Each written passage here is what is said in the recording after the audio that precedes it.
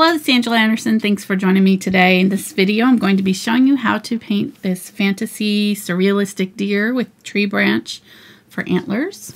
Should be really fun. Not too difficult. So let's get started.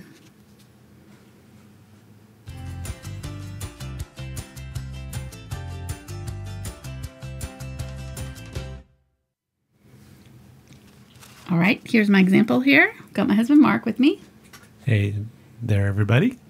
He's not firing on all cylinders today for some reason. Okay. You can put up palette cam there, honey, and I'll go over my colors. Sometimes you tell me at the beginning. I know. And sometimes you don't. So I didn't this time. Gotta keep you on your guard. Yeah. All right. I've got titanium white, unbleached titanium, yellow oxide, cadmium yellow medium. This is a color called raw sienna. You can see how close it is to cadmium yellow, so you can add a little bit of brown if you don't have this color to your yellow oxide. This is burnt sienna, burnt umber, dioxazine purple, and then phthalo blue and phthalo green. We'll probably use that at the end if we want to add some leaves to it. I got to this point here on mine, and I really liked it, and so I decided to just leave it. I had planned on putting leaves and birds, but I really like the simplicity of this, so I'm going to show you how to do it up to this point, obviously, and then we'll go a little bit farther on the tutorial today and add some birds and leaves into the antlers. So anyhow, let's get started here. Let's set that aside. I've got a 12 by 9 inch gesso board, and we will be using that for our canvas today, but you can use any size that you'd like. And I'm going to start with a number 8 bright. We're really not using that many brushes. I didn't use that many brushes for mine. So I used the, let's see, number 6 Filbert, the number 2 round, and then the number 20 round. So you'll want kind of a small round and a medium-sized round, and then a fan brush possibly for the splattering. And then if you have one, maybe like a script liner or something like that for some of the smaller tree branches if you want to put some really fine branches in. So,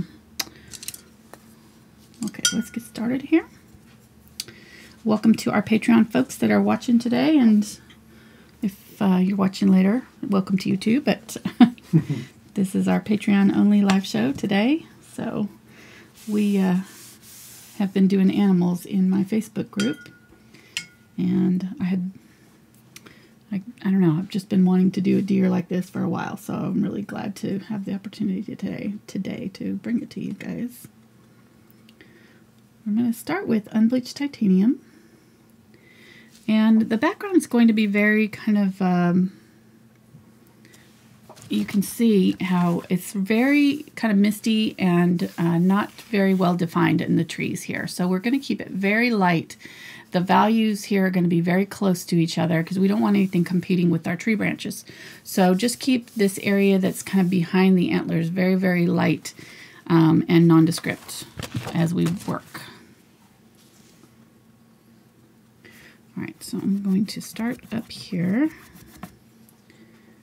And I'm not even going to lay in our horizon line yet. I think it'll be about the 3rd mark though, so if you want to keep that in mind, you can. Right about there. And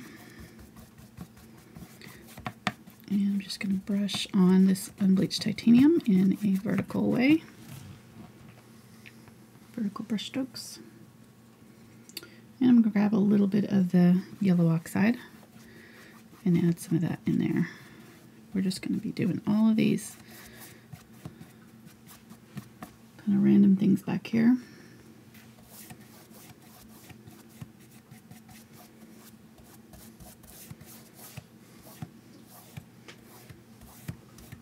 How are you doing today, honey? I'm doing great. You ready to paint deer? Surrealistic deer? No, I'm not. I'm not going to paint. You're not going to paint? Okay.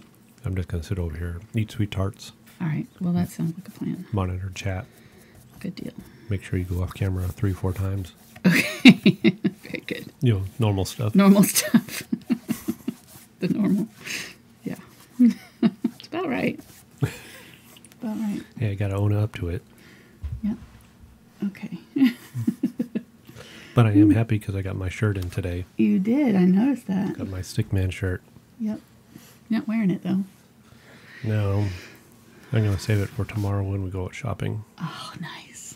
Nice. Oh, yeah, going Free to advertising. rock that shirt. Yep. All right. I've added Doxing Purple and Burnt Sienna. It makes this kind of soft mauve purple color. It's really pretty. And I'm going to use that unbleached titanium. And we'll keep it fairly close to that light color. Remember, we don't want to go too dark with this, so I'm going to mix a little bit of that together there. And then I'm going to start, even that's way too dark. Way too dark. It really needs to be almost invisible. That's better. Okay. So I'm going to just put in some random streaks with this, try to keep it fairly thin. And I'm not really going to be too concerned with any individual tree. I'm just going to be adding some, if we get these light enough that we don't have to define them too much. We can just kind of do some streaks, and it's amazing how your eye will just kind of interpret just some small cues and create its own story. And so your brain will see these kind of vertical lines back here, and it will already fill in the gaps that these are trees for you. So you don't even really have to paint actual tree shapes or anything that's even really, completely defined. It's just going to be sort of impressionist. I've left this side because it's going to be a little bit lighter. So I'm just going to kind of do this side first. And just adding little random leafy-like things, brush strokes, just tapping kind of in different directions. See that? I might add a little bit more later, but we'll call that good for now. I'm going to clean this out. We'll keep working our way down here with this. I've run out of unbleached titanium already. Random leafy things. That's what we're doing. Oh, darn it. I put some water on there. Oh. Shoot. Just lifted right off there. Well, good thing we're at the beginning. We can start over again. They'll never notice.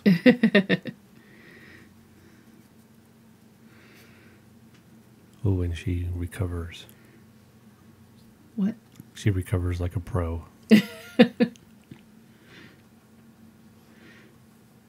Alright, so now I'm going to I grabbed some more of that unbleached titanium. I added a little teeny tiny bit of the yellow, cadmium yellow medium, and then I'm going to grab some white too and just go a little bit brighter right in here so that it looks like maybe that sunlight is coming through this area.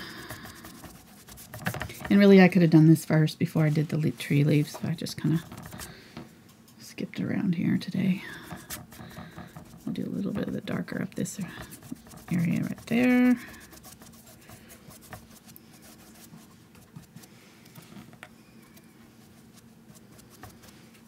Grab a little bit more of the brighter white, do some brighter white right in here.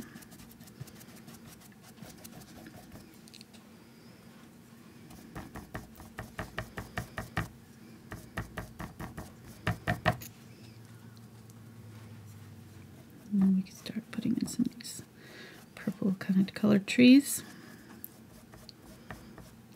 Just make sure you're, well, I mean, I was going to say, make sure your tree trunks kind of go all the way down to the end, but it really doesn't matter that much on that either. So as long as it's all kind of blended together, you can kind of get away with a lot with this. Because some of those trees might be farther back and be a little bit higher on the horizon there. Let's use a little bit of this brighter white color coming through these trees. And then we'll use a little bit of that tree color up in here just to kind of give it some definition. I thought I might even use a sponge, wet it down just slightly, and tap in a little bit of that.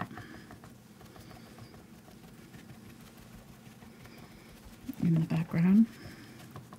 It's an easy way of kind of adding foliage like areas, and then I can kind of blend it out if I want to in some areas.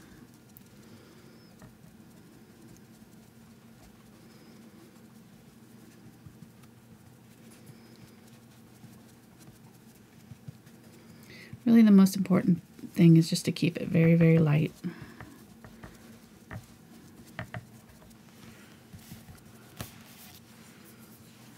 Add some more of that over here.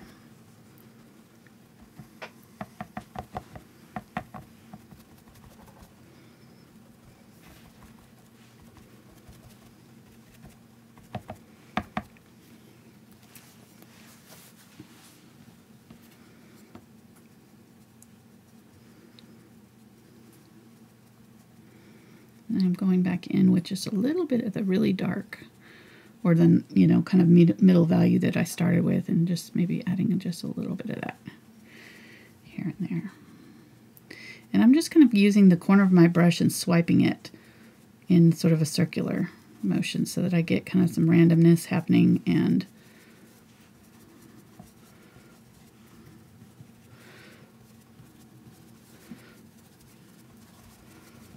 your eye will kind of pick up on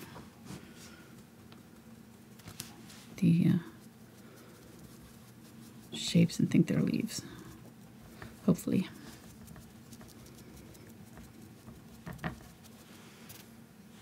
Okay.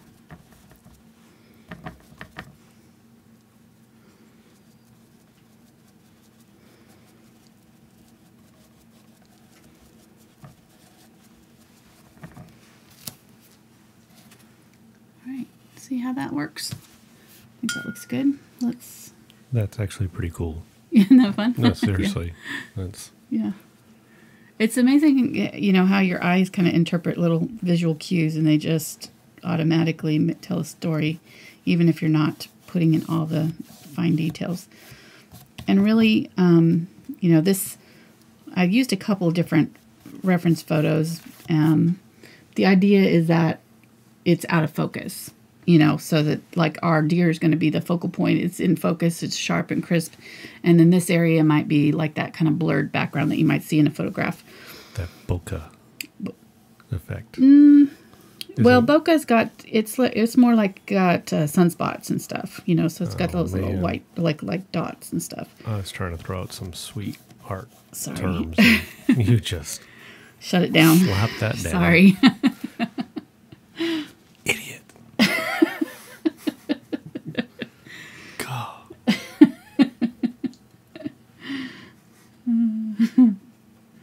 Sorry, hon.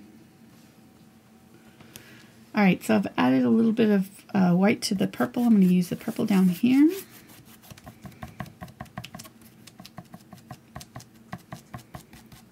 Get it right down in that corner, work it in. And I've started up here with kind of the yellow oxide and white, or unbleached titanium, and I'm just going to work this purple up into that while it's wet, and just go, instead of vertical, this time I'm going to go horizontal with my brush strokes on the land part. And do a little bit darker at the bottom and a little bit lighter towards the horizon line, and that'll give us some distance effect. Give us automatic depth in our landscape. And if you get streaks like that, then just work with it. Don't, you know, you don't have to blend all of that out. Just let it kind of happen and make it work for you. Make it look like it's part of the landscape. We meant to do that. That's why we're doing it side to side. That way, if any of that happens, it will automatically look like there's kind of different planes in our horizon line. Different planes in our foreground. Okay, just grabbing a little bit more of that unbleached titanium as I work my way up, getting a little bit lighter. And It's starting to lift, so I'm going to let that set and dry before I mess with it anymore.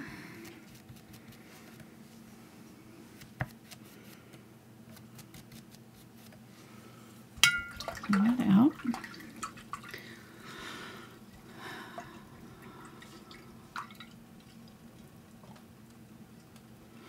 Alright, so while that is setting, let's go ahead and put some splatters in here. I'm going to use that kind of a medium purpley color. The photograph that I used 2 different photographs, and one of them had, it almost looked like sunspot, like, you know how, like when pollen's in the air, there's like, the sun will catch it, sunlight will catch the, you know, the dirt particles or the sun rays. So it was like sun was coming through the thing, and there was all these white, I don't think it was actually snowing. It looked like just little kind of particles. Like bugs. Could be bugs, I don't know. Well, so we're going to splatter with a little bit of this purple. What were you saying? Well, I'm going to say, I know in the springtime, I took a video of those really, really small flies. They kind of like swarm and just fly in circles real fast. Yeah. And they look like a cloud almost sometimes. That's not as exciting as... I don't want him to think we're not painting bugs today. We're not painting bugs? No. It doesn't. Splattering bugs? I wouldn't want to walk around in bug storm. I mean, like, we want it to be inviting, so... Oh, kind of romantic? Like? Exactly, yeah. That's not romantic at all. Thinking, yeah. Okay, so I got to go a different direction. Exactly. Excellent. Okay, I'm going to let you take that and dry it if you would, honey, real quick. Blow dry that real fast. I know, sorry. Well, I didn't really know that I was going to need to have you blow dry it, but... Oh, I need to find our... Here we go.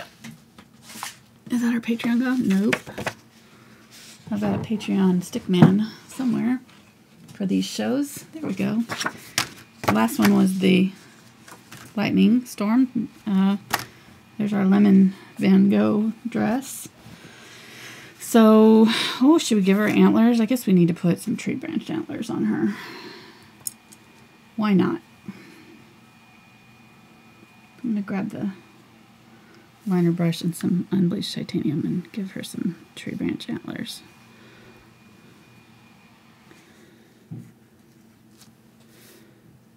Mark doesn't know I'm doing this.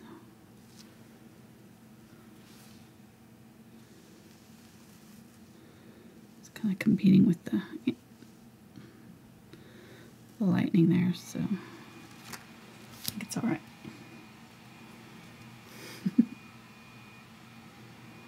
If this is your first time watching, I know it's not for our Patreon folks, but if you're watching this later and it's your first time watching, this is our stickman mascot. We add something to them.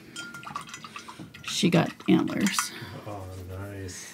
They look like tree branches. They're kind of almost like pigtails there, too. They work both ways. It looks like pigtails, antlers. So, either way.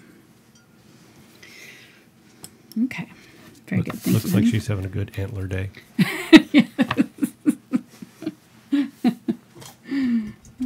That's always good.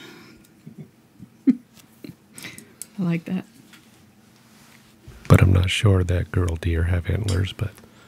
Oh, they do. They do. Reindeer girls have antlers. Okay. Yep.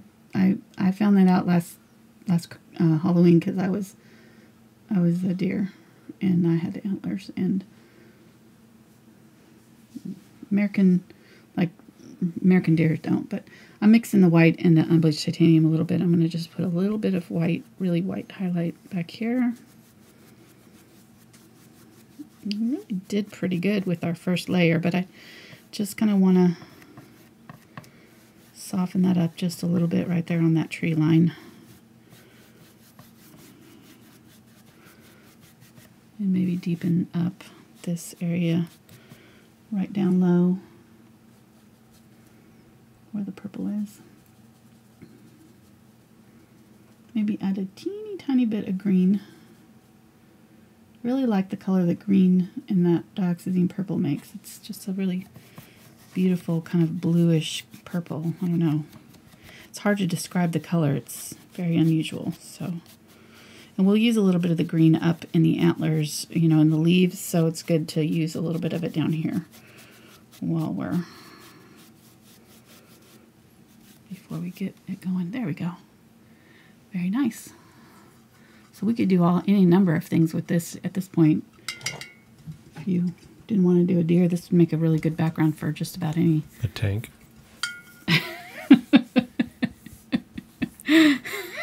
Why didn't I anticipate that? And there's a plot twist to today's show.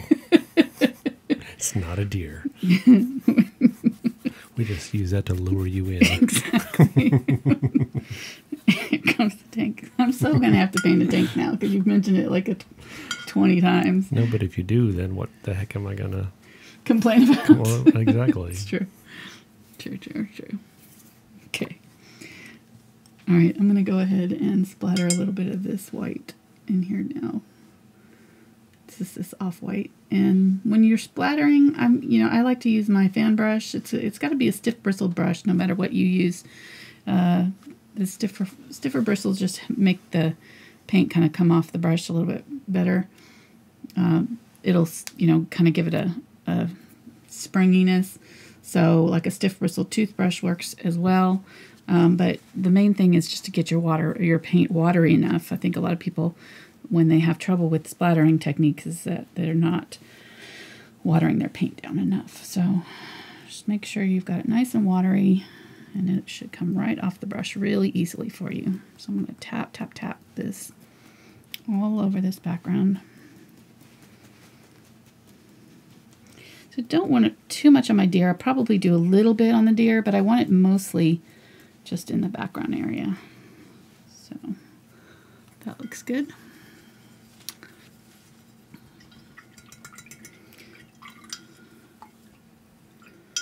I'm going to have you dry that one more time, honey. Sorry.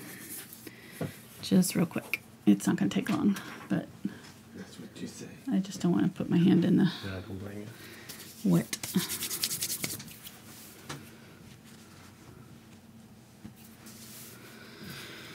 All right. So I'm going to draw this out with my graphite aquarelle. That's hard to say. Pencil. It's kind of a soft gray. So if you have like a watercolor pencil, that'll work as well. You could use like a brown, just anything that'll show up against this background. And our deer is really going to set like at the halfway mark. So when we start to draw him, we're going to kind of section it off, and then here's our halfway mark here. So he's kind of setting right there in that kind of third where, kind of that golden area where we want his head to be. One water spot like right there. Okay. That's fine. Okay. Thank you. All right, so this will be his head area right in here. And his chin's really hitting right about the horizon line, if we get it in the right spot. And it's kind of a triangle, really, almost. Kind of like that. Like that. Yeah, there we go. Good idea. All right. And then there's a dip right here, so it kind of comes down like that, and then comes in and rounds off where the antlers come out, dips in this way, dips in this way. So I'm trying to get these about the same height, and this is where our antler's going to start coming out. Like that. Okay. Yeah, it's going to look like a demon at first. Then you're going to have, right, kind of from this edge, you're going to make a U shape like this. So from this edge corner to this corner, kind of a U shape. And that's going to be sort of where the eyes hit. So those eyes are going to be right on either side of that. Then the nose is going to come angling down from those eyes. And the snout is kind of squared off like this. And then cuts off that bottom chin area, and we'll cut it in a little bit. So it does this kind of flat on the top and then rounds out around either side. And then the chin area is right here. And really his face was not completely squared on in my photograph, but I'm kind of making it a little bit more squared than, it's just easier to draw that way. So I figured it'd be easier for folks. So the eye is going to be like right here. Circle that gets kind of cut off at the top and comes down. And then this one, same thing. The circle gets cut off just a little bit at the top. And then you have that deep eye socket. And then this is white all the way around. So there's like a white outline of the eye. I'll go ahead and put that in. The nose comes just below where this ends, real close to it, and then rounds out. And then you can split it right down the middle and do like a little on either side and kind of do almost like a mushroom shape, like that. And this dips down just slightly on this side and this side, so it kind of comes up and back down and around. Really does look like a mushroom. And this angles down just slightly. And we'll be shading this to make it look right. Make sure I got that nose big enough. I think it needs to be a little bit bigger, so I might, just looking at it, I think it needs to be a little bit bigger. Yeah, maybe bring this up just slightly.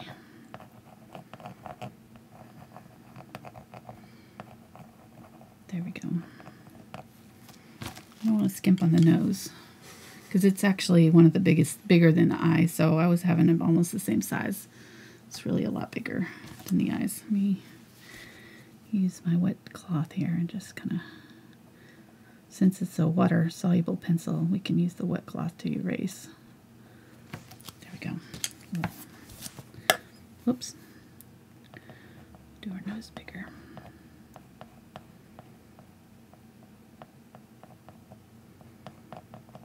There we go. That's better. All right. And then this comes out. Just like that. Kind of looks like he's got angry face. He's got RBF here, so it looks a little mad. Okay, and then right for the ears, we're going to come right from the bottom of the eye. It's going to start to angle out on either side, like that. Yeah, up and out. And then it's going to come up and over. It's going to do this kind of, leave a little space between the antlers there. It kind of comes down, and then it goes up and makes almost like a leaf shape. And the ears are very large, so don't skimp on the ears as well. You want them to be quite large. They're really almost the same width as the from antler to antler here. So, and I can actually bring these antlers in. I'm noticing a little bit. Maybe I need to bring it in a little bit right here. I feel like they're a little bit too far out. There we go. That's a little bit better. Erase, erase. If only it was always that easy to erase.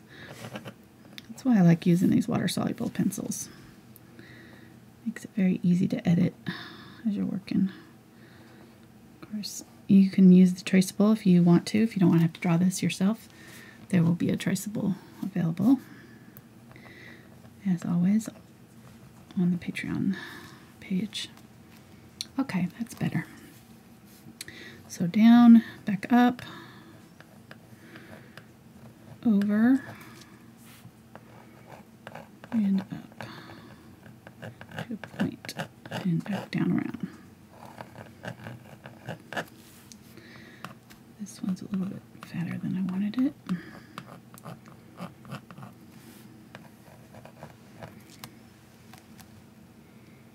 Alright, that looks pretty good.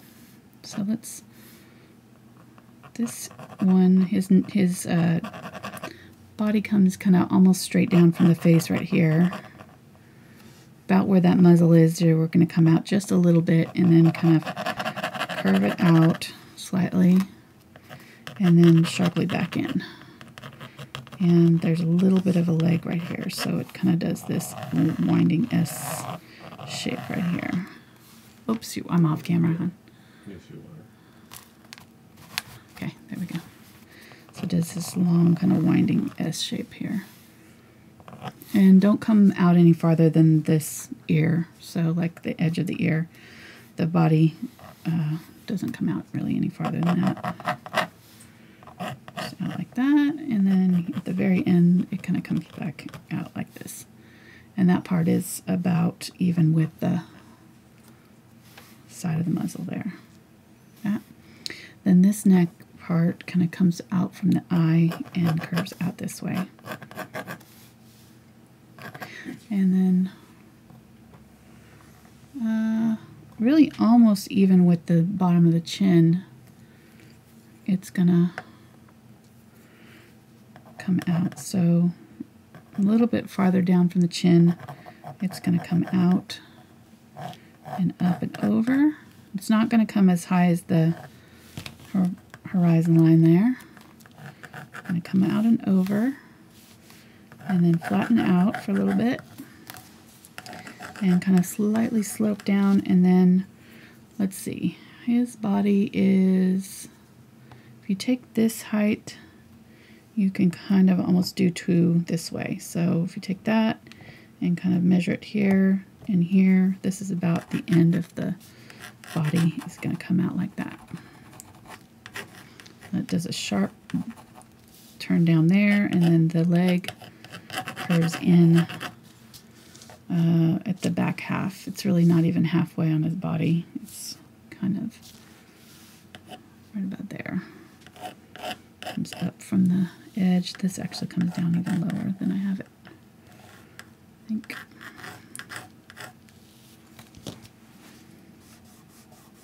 Very sharply turned down right there where that leg is.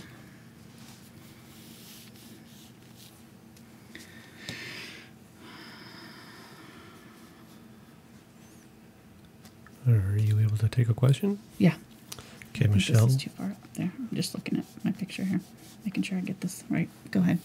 Michelle said that instead of doing purple, she wanted to use blues. Okay. And what would you recommend? Yeah, phthalo blue and burnt sienna make a really pretty teal color. You could use that instead. You could use ultramarine blue and burnt umber, makes like a really pretty gray blue. Just so use a little bit more of the blue than the gray, but yeah, I think either one of those combinations would be pretty. If you want the more teal blue colors, use the phthalo, and then if you want more of a gray blue, use the ultramarine blue.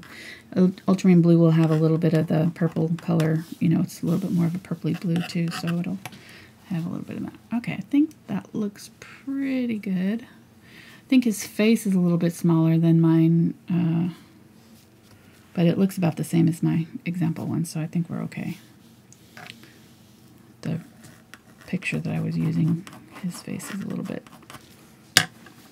bigger. Okay, so Kathleen and Marina say that you're explaining it so well. Oh, good. That they're going to give it a shot drawing freehand, nice. Not using the traceable. Awesome. So they appreciate you taking all the time for the details. Good. Good deal. I hope so. I hope you do try. It really is good. I find that what you can do is do your own drawing and then use the traceable to compare.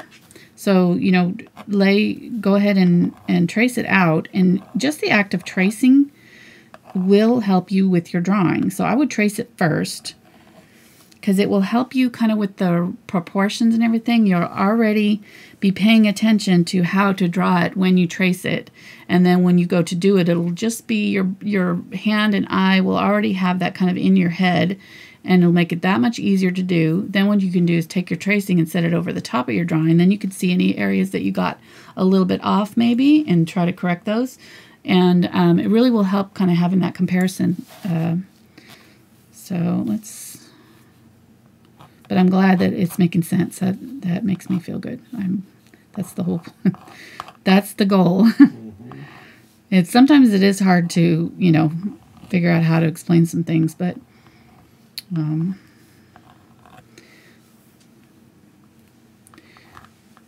do like teaching.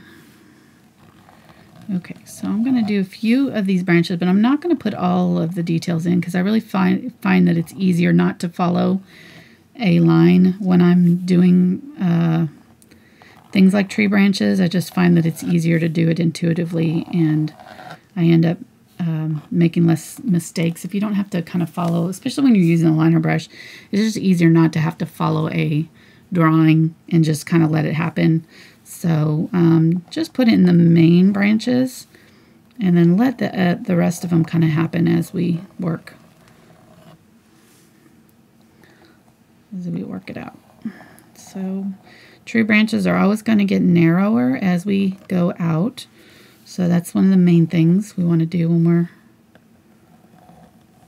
doing this, is make sure that they're tapering very, very small. The ends should be almost so thin you can't see, the branch anymore. So,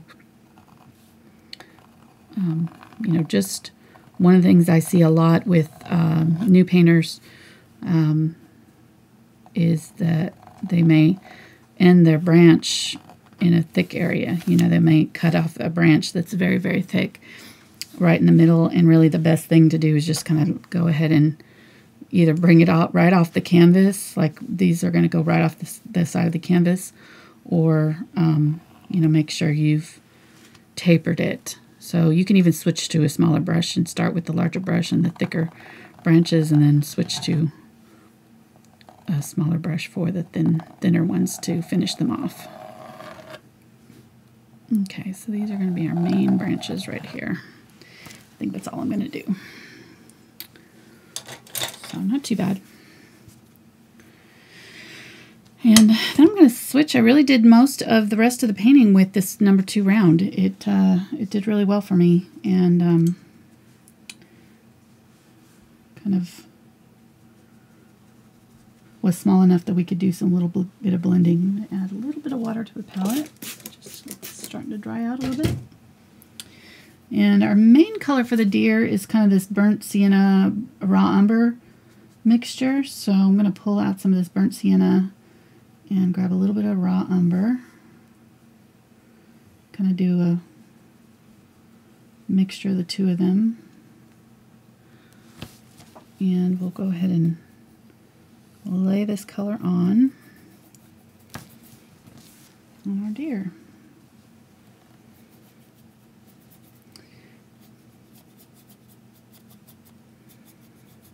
And this will just be kind of our undercolor. We'll put lots of other colors on here.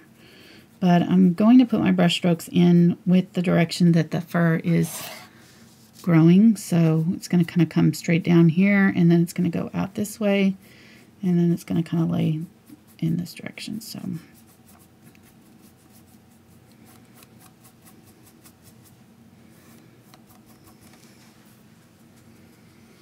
and I'm even going to grab some unbleached titanium to make it a little bit more opaque in some places.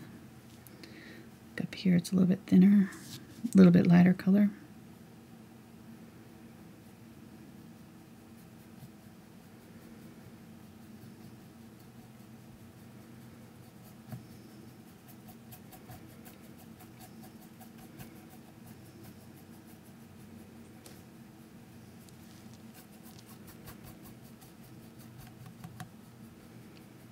Yeah, 41 minutes. We've already just done the background and the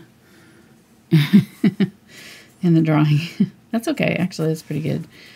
I figured it would be about a 2-hour lesson, so that's not too bad, actually.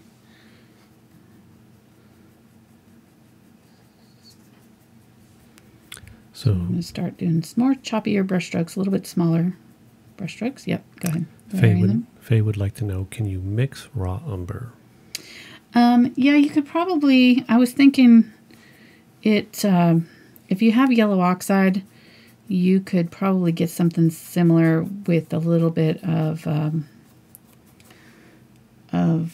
burnt sienna and maybe a little bit of raw sienna even. I'm not sure. Let me see if we can get something close. We'll try it.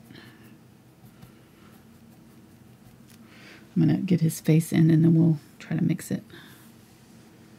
Get his first layer down here. Let it start drying and then we'll try to mix our own raw sienna. Okay, so the head is going to come straight down. This nose is going to be straight down. This side of the face is darker, so I'm going to grab a little bit of burnt umber and fill in that area with a little bit of burnt umber. And then we'll outline the ear with that burnt umber.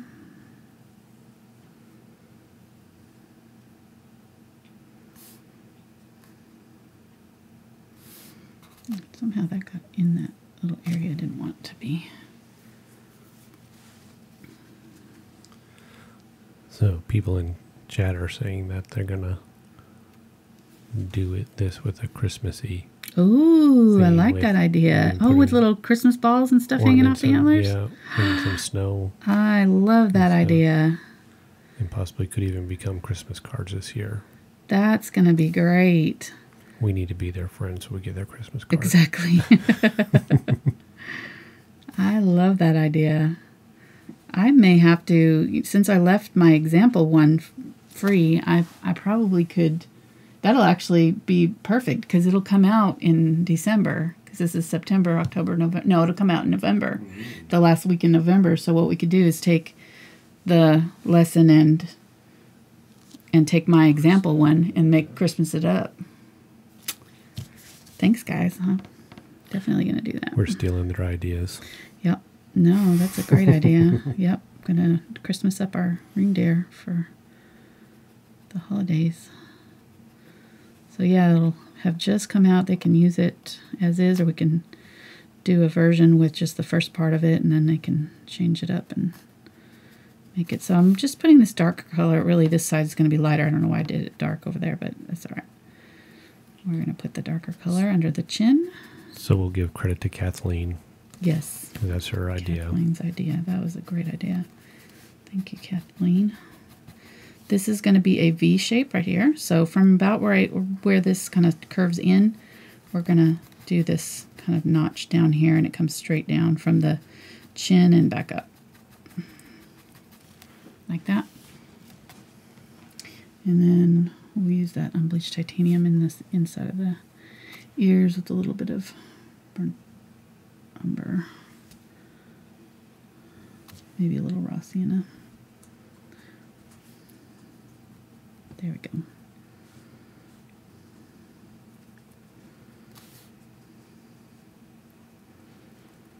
Just need a little bit darker, even though the inside of the ear is going to be pretty much white. You have to have that dark color underneath when you're doing the lighter colors. Always have to have that darker color. This is unbleached titanium around the eye. It just helps having that darker color underneath when you put the lighter highlights on top so that it has a little bit of depth. Otherwise it just looks very flat. But you want to give it some dimension. Here's that unbleached titanium that's kind of been dirtied up a little bit. We'll use it around the muzzle too. And under the chin. Oh, so we got a new color now. Dirty titanium. Exactly. Yeah. Actually, his chin is not. His chin is more flat. I'm looking at my picture now.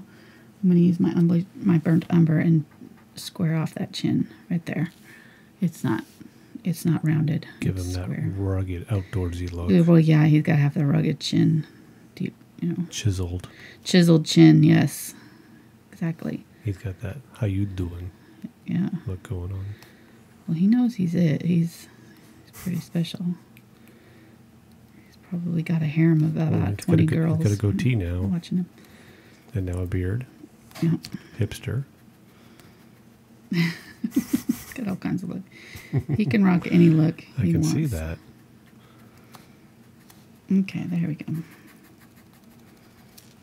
There we go. We cleaned him out a little bit.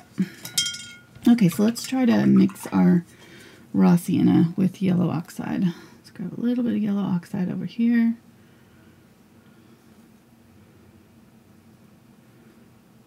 And grab a little bit of burnt umber.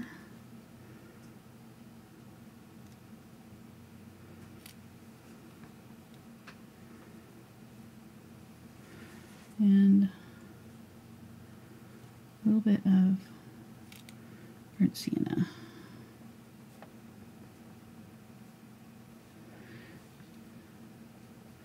I feel like we could use a little bit of almost, let me see, well, this is getting close. We'll put a little bit of the original color over next to it so we know how close to get we're getting. There's the original color. So when you go a little bit darker, a little bit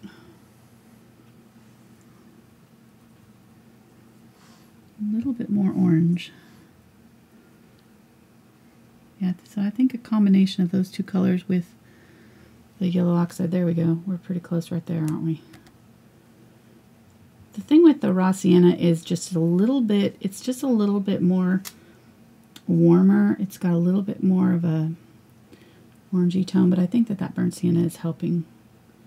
Yeah, that's good. Look how close we got there. So it's probably 1 part burnt umber, 2 parts raw burnt sienna, and 3 or 4 parts yellow oxide. So the main color is yellow oxide, and then yeah, we're very close to it there. Okay, what was it again? I'm going to write it down. 1 part burnt umber, 2 parts sienna. 2 to 3 parts burnt sienna. It was a lot more burnt sienna than burnt umber, and then the base is the yellow oxide. So probably either 4-2 to 1 or 5-3 to 1. Something like that. All right. Just depending. But yeah, we got it pretty close there. I'm surprised. So I'll start mixing it Not up too bad. and selling it. Yeah. Mark's version of raw sienna. No, charred umber. I'm going to call it charred umber. Okay. Good luck with that. You let me know how that goes for you. Oh, good. I do like the name, charred umber. All right, so let's use some of this color. And whoops, we're still zoomed in here. Sure am. Do they want to see something other than the head? Probably. All right. Yeah, we could have. We really need to have a up close palette cam too someday, one of these days. Yeah, actually, that'd save me a lot of heartache. Really?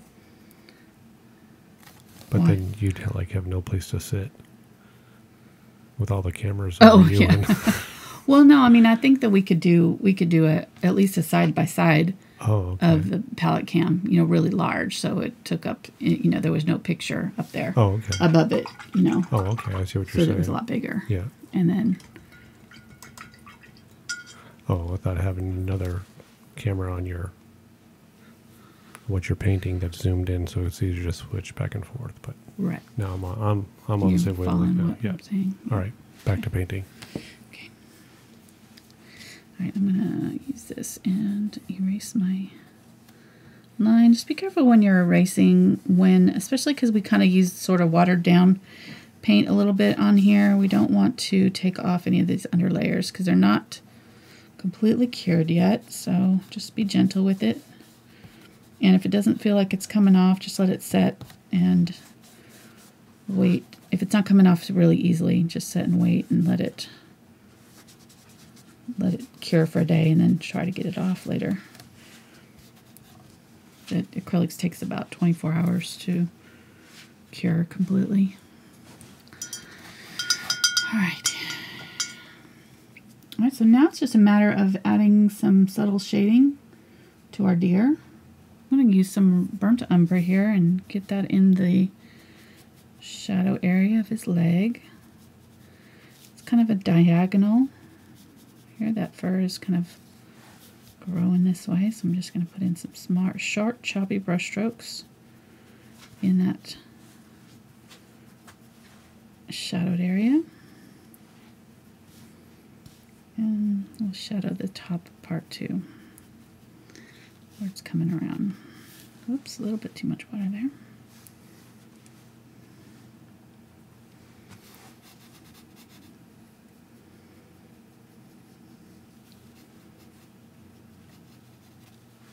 Okay, and then to kind of, you know, blend the fur color in, we're just going to take our original color and blend that back over the top of that transition area so that we have a little bit of a smoother transition between those two colors. That way it won't look like one color is just setting on top of the other. It doesn't make sense. So just kind of blend those two together a little bit.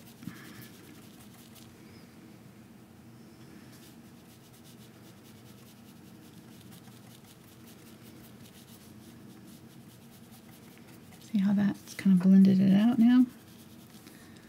Makes a little bit more sense, that transition, a little bit softer.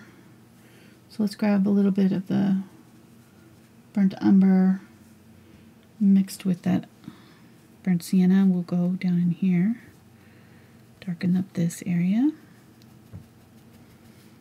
right here, this V. And then on this side of the head and body, this is all very dark. So I'm going to go in with this color right now, but we're going to even put some purple in. It sounds weird, but I did use purple to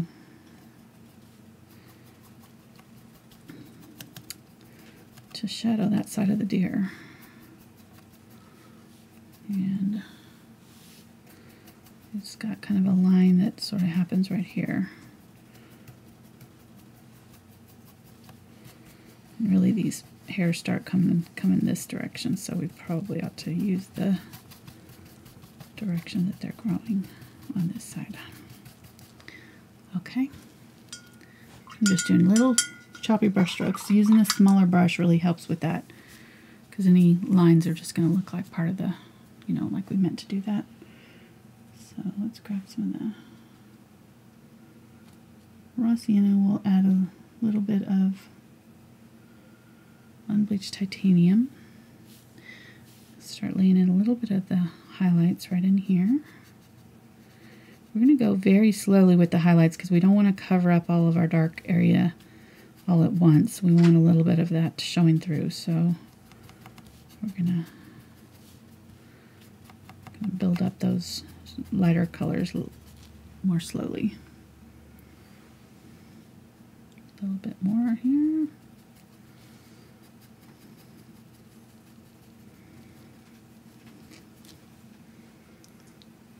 And really the highlights sort of end about right there. They don't go into that darker area, but I'm going to go ahead and put them in and we'll cover them up later. Put a little bit of them in there.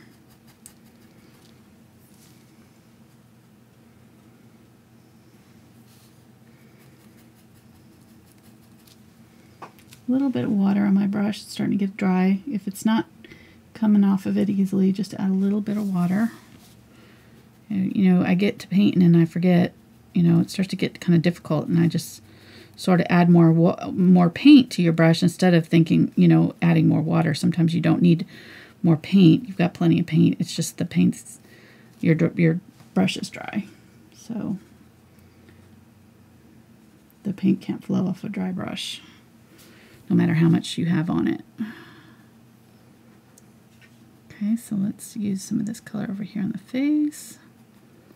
And really it's kind of more of a dun gray, gray-brown color over here. So I'm going to be graying out. I'll be mixing a gray here.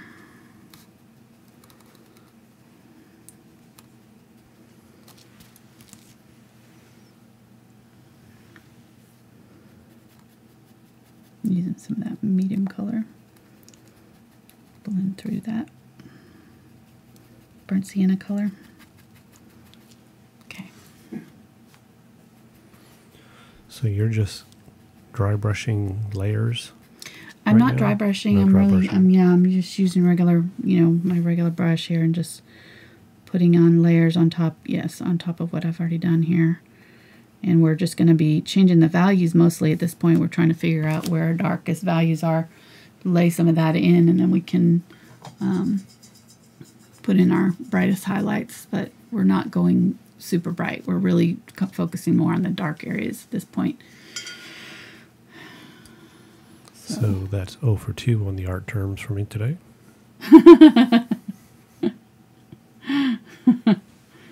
All right, so I'm adding the purple to my burnt umber here. It's going to make a nice dark, deep purple. Is just you can really substitute it for black in a lot of cases because it's the darkest color pretty much on your natural color on the color wheel. So it's naturally, if you painted it on straight, it would read as black, unless you added a little bit of white. So when we use it to mix, it really does a beautiful job with shadows and things because it's just already got that naturally dark tone, and it just tints it just enough, but you can see it doesn't look purple, right? It just has that kind of just enough of that darkness. And if we added black, I just find that this is a lot more of a lively painting. If we added black, it would dull it down. I mean, I know I do use black sometimes, but I really prefer to use purple as a darkening color, either purple or blue as for my dark areas, because I just feel like it's a much more interesting color to use than just black. All right, so let me grab a little bit of the phthalo blue and see what that does with the burnt umber. And we'll add a little bit of that purple color too. And that'll make it even more of a black. See how that's even more? So we'll use a little bit of that. It's almost too green though. I want more of that brown. Add more of that burnt umber to it.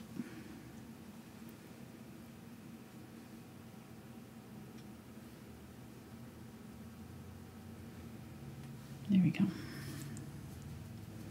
There we go.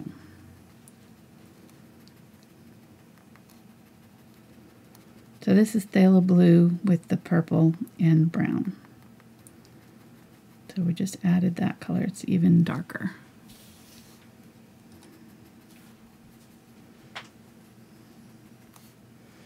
We'll add it in our chin area here.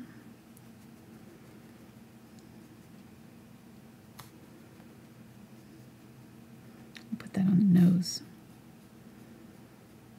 That'll be our nose color.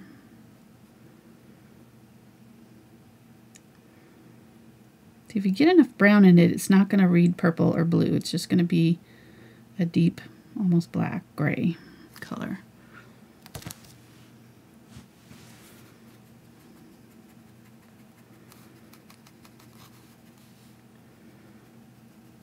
I really don't want it on that side that much, so.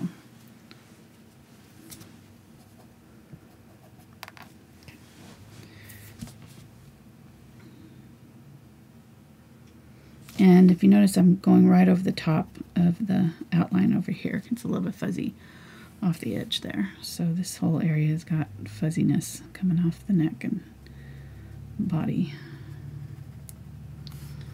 We'll put this color real close to the muzzle right here. It's going to be real dark. All up under there and on this side of the nose.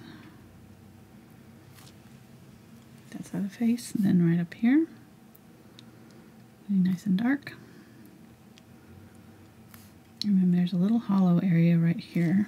Maybe not that dark. Let's get the burnt umber. There we go. There. And then it kind of comes up and around the eye right here.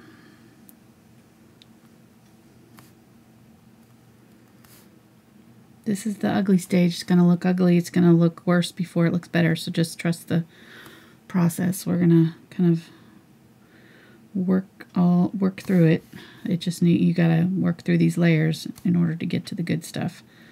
So it's gonna look worse before it looks better. but we'll get you there. Hopefully. That's the goal.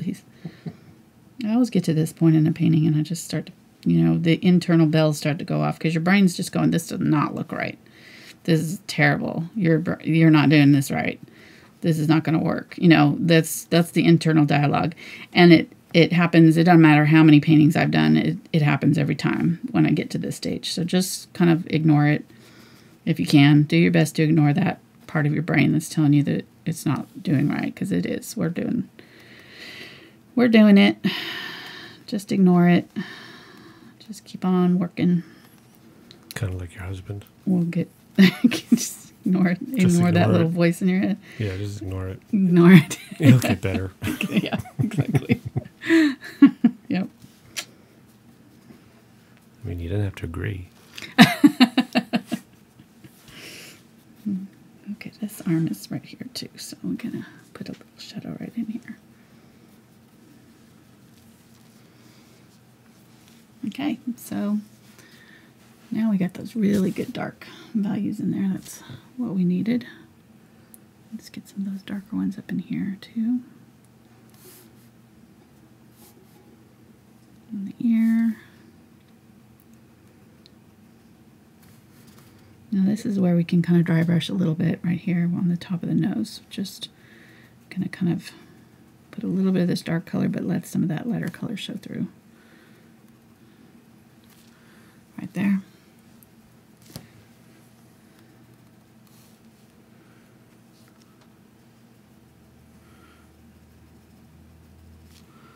Okay.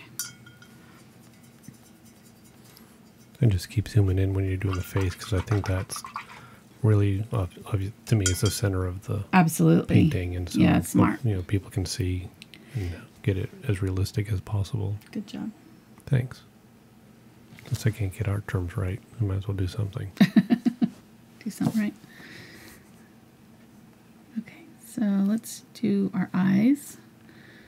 And we want to make sure they're on the same level here. So I'm just kind of looking on the other side here and making sure that I get them, starting at the same spot. They're very close to the edge of the face on this deer. They're very wide set eyes.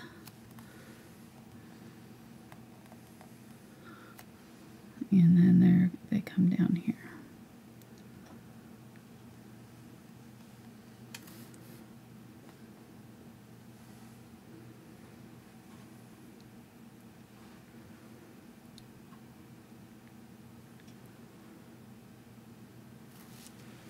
Like that. Okay. So circle that's got the top of it cut off, right? This bottom half is rounded. The top is not. The top is going to be kind of almost straight. Here, it's like a angle right there. And there's an angle right here, cutting off that part. And then this is the circle that's partially cut off by that angle. Okay. I think that looks pretty good. I'm bringing that down a little bit farther. Bring that down nice and far. This little internal part of the eye, really, there's a big shadow right there. It's deeply set, I think. So don't skimp on that part. And I'm using the same color that I used on the nose, that dark purple, blue, brown mixture. Let's put a little bit more on the nose here. Darker there. I'm gonna need to do this kind of it's sort of lumps right here and here, so I want to get that rounded off right there like that. So did you use the purple brown blue mixture for the eyes, or is yes. that okay? Yeah, it's the same color as I used on the nose here.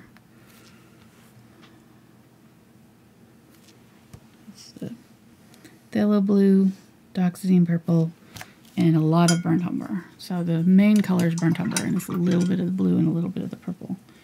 So the more of each color you use, the more it leans towards that color, so we just want it to be more brown than purple, more brown than blue. Round that out.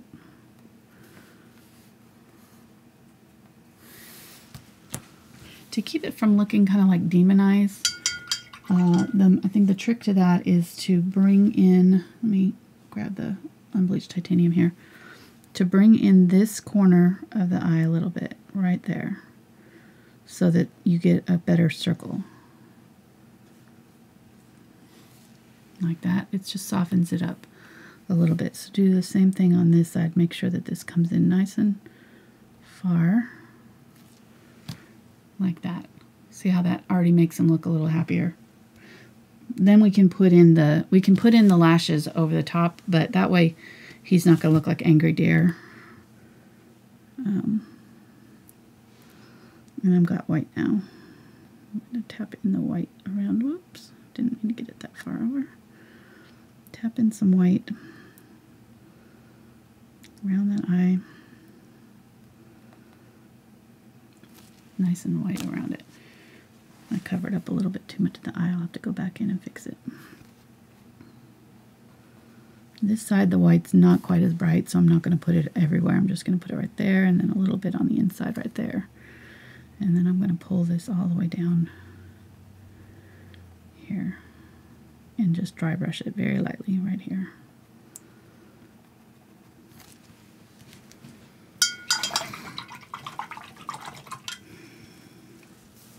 Get a little bit of that black again.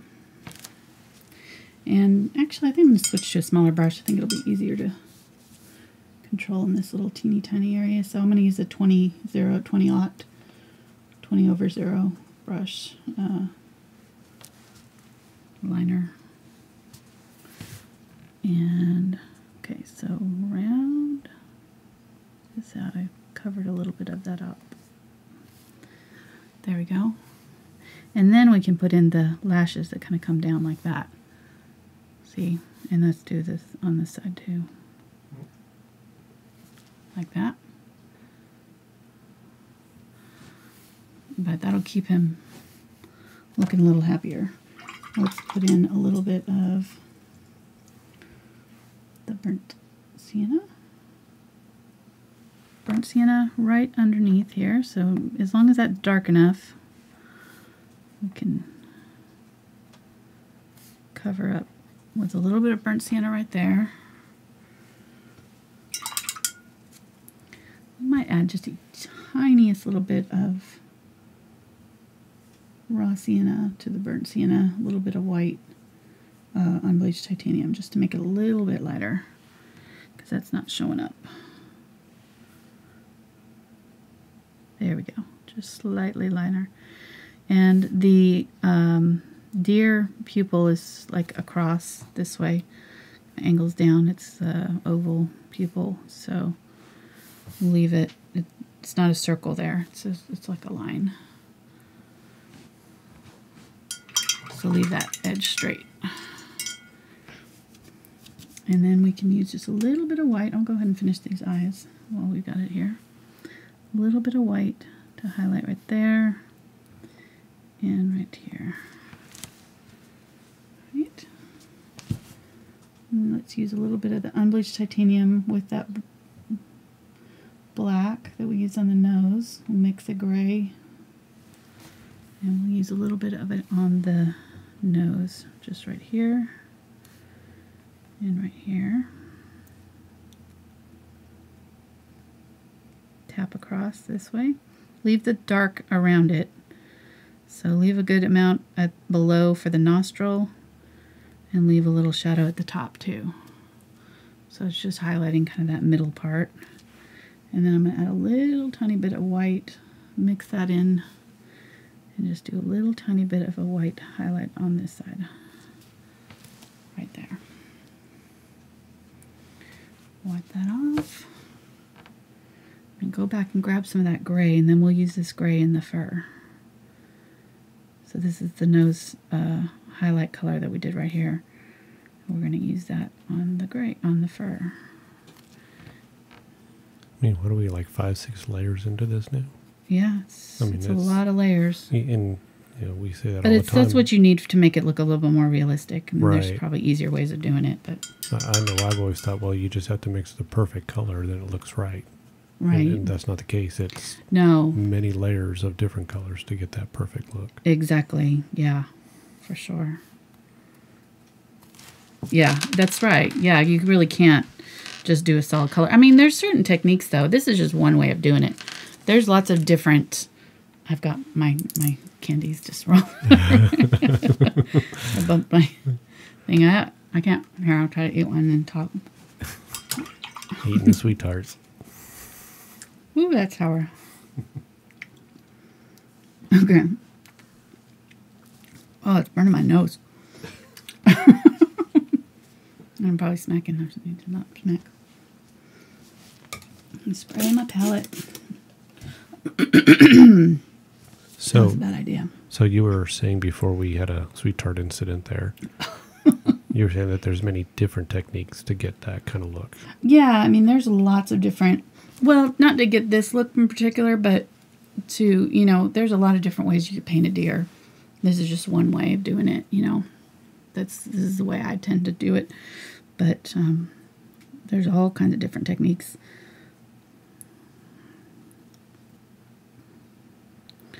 Yeah. All right, so I'm using the unbleached titanium here, a little bit of that gray in it. I'm going to widen this out a little bit. What were you saying? And the same Marina said that she sees deer almost every day, and this looks like real. Oh, good. Good deal. Well, that's the goal. Now, does this one have contacts, or are we going to put glasses on him? This one is going. He doesn't need any He might have corrective eye. Might have had LASIK surgery. Right. Okay. All right. I'm using unbleached titanium here. It's got a little bit of that gray still in it.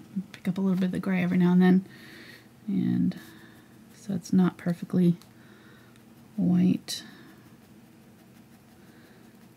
And we'll start laying in some of our lighter color in here.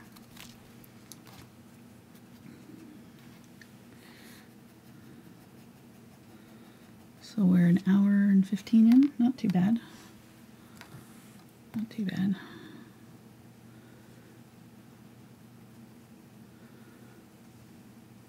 It's really amazing, this painting in particular. You'll see it's like it'll look bad, it'll look bad, it'll look worse, it'll look bad, it'll start to look maybe a little bit better, and then all of a sudden it'll just be like the very last layer, and you're like, oh, there you go, that's it. This is the kind of, this is one of those paintings where it's just gonna look really weird. Somebody said that, I can't remember what painting it was that they posted, but they were like, I hated this until the very last brushstroke, and then it was like, oh, okay, yeah, okay, that worked. So this is going to be one of those, you just kind of have to trust the process. It's not going to look good until it does. And that's what the whole goal of all this is that the people don't learn to copy. Right. They learn the process, they learn the Exactly. techniques. So eventually, yeah, you can do your own. You know how to kind of approach a painting and make it your own. All right, let's grab some raw sienna here. We'll tap that over.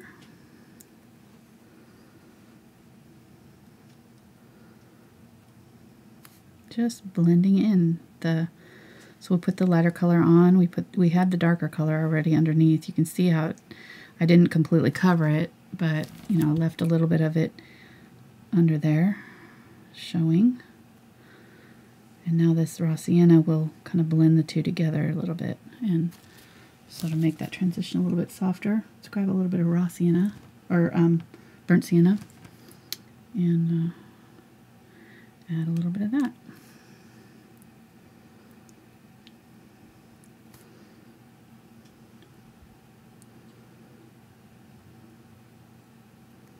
Tap, tap, tap. See? Now it's starting to come together, right? You're like, okay, that makes a little more sense. We'll add a little bit right along here. Add a little bit over this darker area, this burnt sienna over the top of the darker area. I'm just going to soften up that shadow.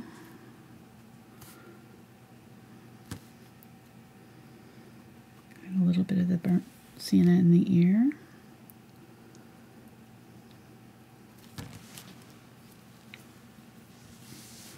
Grab a little bit of the mixture with the burnt sienna and burnt raw sienna. I'm sorry, burnt sienna and burnt umber. Right there. Add a little bit of it right here. A little bit of it right here. It's just going to be kind of a matter of small adjustments at this point. I'm really mostly looking at the values, making sure that I'm keeping the values while I'm changing the color, because it's really easy to look at the color and then realize that you've taken all of the value out and it's just a solid color, or a solid kind of value now. It's not, when I say value, I mean light and dark, so we're really being conscious of, when we're changing these colors, of not changing the value too much. Just keeping these dark areas dark and the lighter areas light, if we can. Okay, I've got the raw sienna here. Adding it in the middle of the face, softening that up. And then I want some of that gray. I don't want that gray to dry out, so I'll keep it moist. Are you using the same brush? Yes, I'm using the smaller one now. I've switched to smaller because it's giving me smaller brush strokes and smaller hairs. So which one is that? This is the 20-aught. The 20-aught, okay, yeah. Or 2-aught, I'm sorry. 2-aught. I thought it was 20-aught. It's 20. Yeah. Okay. 20 round. So it's not considered a liner, because the liner would be smaller and longer, but it's a round brush.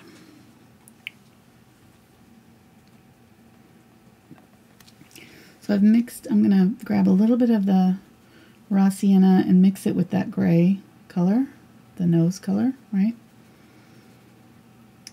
It'll give me kind of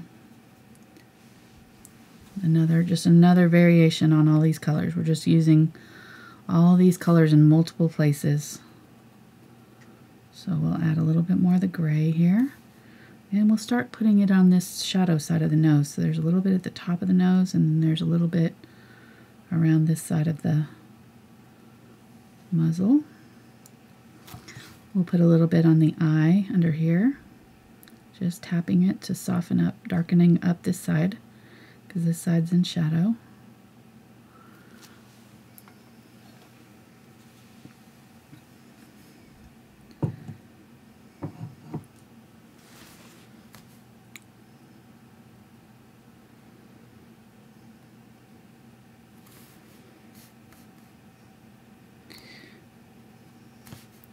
Really, this is coming in too far. I need to have it come down a little bit faster. So I'm going to grab a little bit unbleached titanium and maybe a little bit of my raw sienna. I'm going to come out a little bit right here with his head. A little bit more.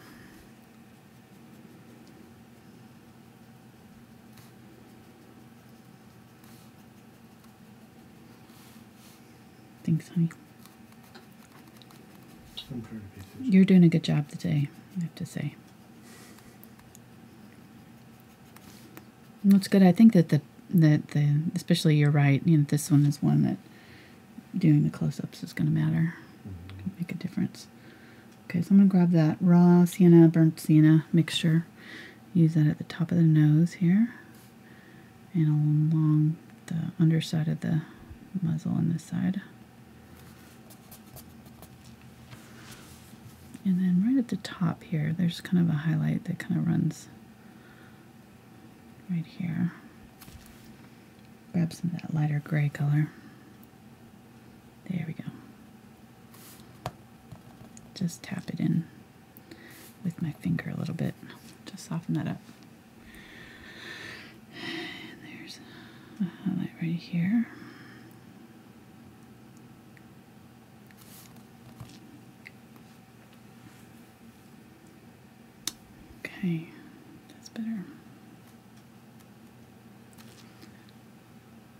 Good. All right. I'm liking the face, I think.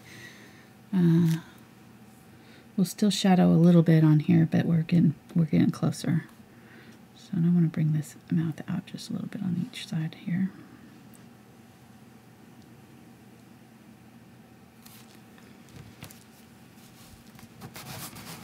And let's start really working on this fur down here. Is it fur on deers? I think it is, right? Hair, fur. Hashtag deer facts. There you go. Yeah, you need to get some deer facts working on. I think it's hair. It's hair? Okay.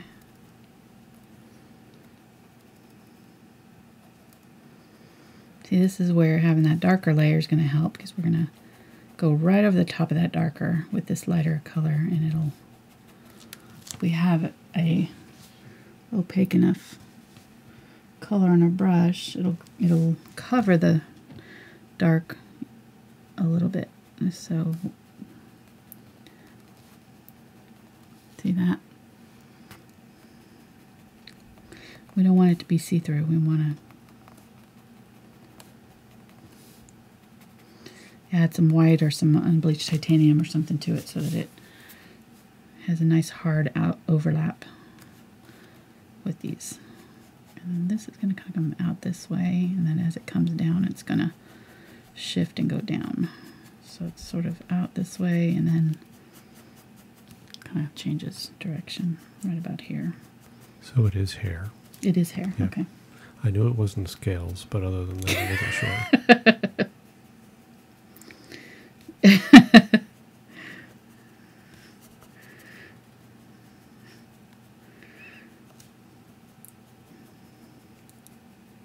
But according to the intraweb, fur is hair.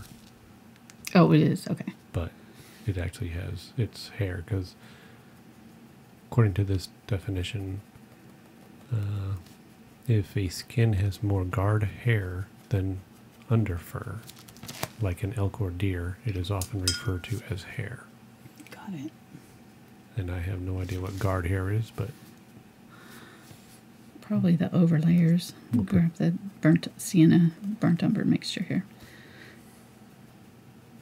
Well, you know how cats and dogs have an undercoat and an outer coat. You know, they have a longer, sometimes.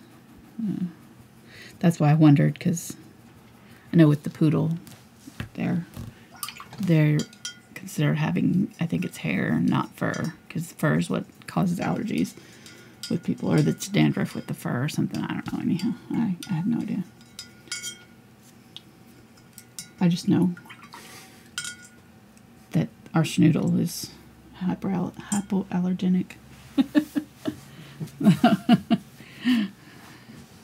All right, so we're getting there on here. It's looking pretty good, I think. Getting those layers in the fur. You know, I'm kind of added a little bit of the dark in here. It's not a perfect like V shape. There's kind of different layers in the hairs there. So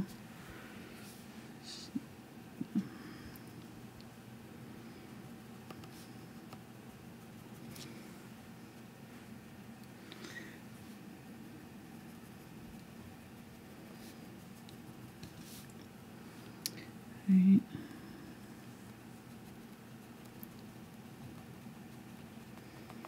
Just trying to make sure that we keep this area darker. And what we can do is we can do all of this lighter, and then what we can do is go back in with a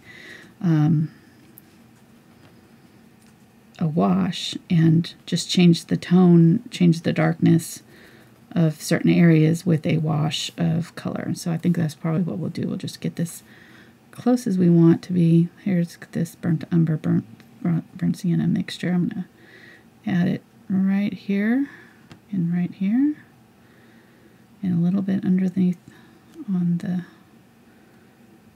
underside of the chin there.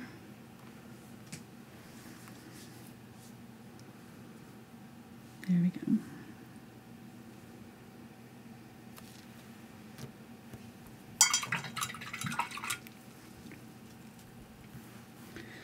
And I'm going to use a little bit of white. We add a tiny bit of burnt or unbleached titanium, so it's just slightly dirty white, but it's not completely white either. And I'm going to highlight right there. There's a little highlight right here, right underneath the nostril. And then right along that part. And then let's use that white color right up here. A little bit right here.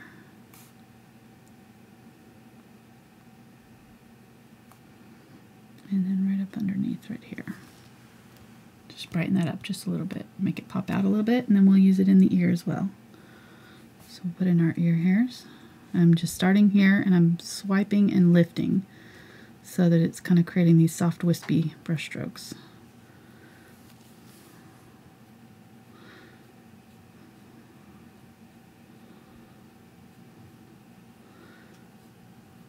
Just kind of flicking the brush out like that.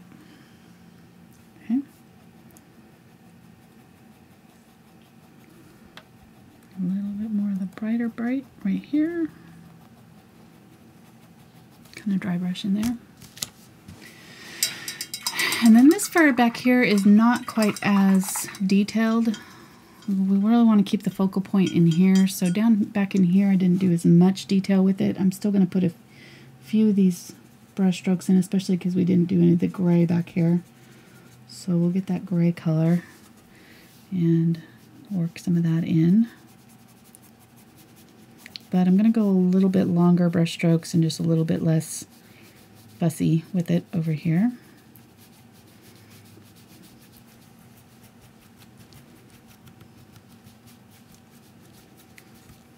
A little bit faster.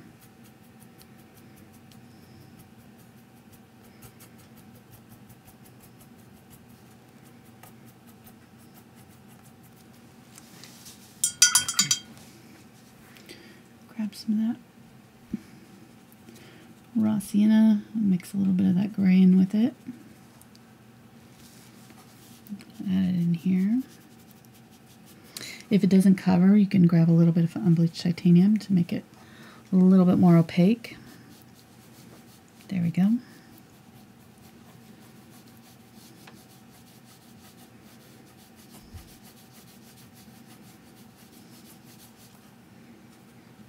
Just running it side to side here. Kind of paying attention to the direction that I'm seeing that these hairs are hitting. I'm not going to go too much over into this area because that's our dark shadow area, but there's a little bit of a highlight at the top of the leg right here.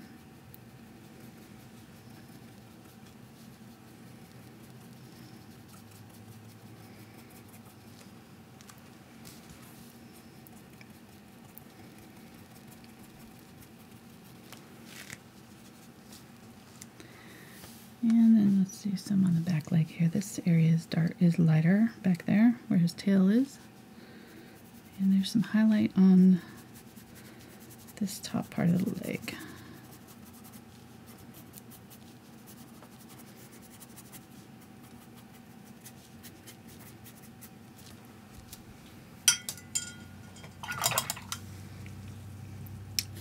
Some burnt umber and burnt sienna mixture there. And I just want to go back in and soften that transition up again between those two colors. Add some darker random hairs here and there. The coat's not completely, smoothly blended from one color to another. There's little areas that are a little bit darker than others, so we're just going to kind of add some random bits in here and there, like that. Maybe a little bit around the leg here.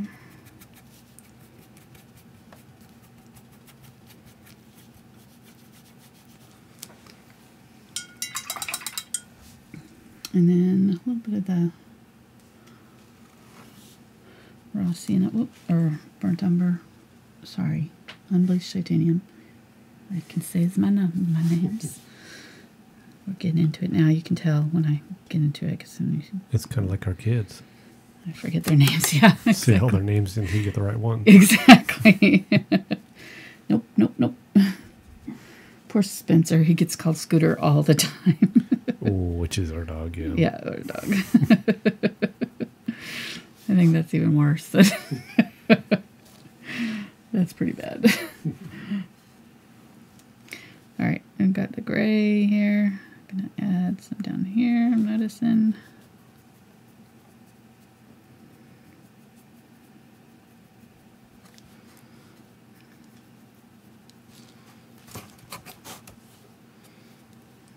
A little bit up in here.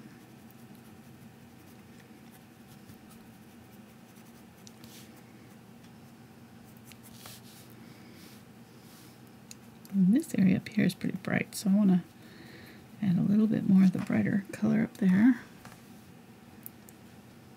It's almost like, I mean, and that's kind of the idea, you know, their deers kind of blend into their environment. That's the way they're colored, you know. You can't see them sometimes until they move.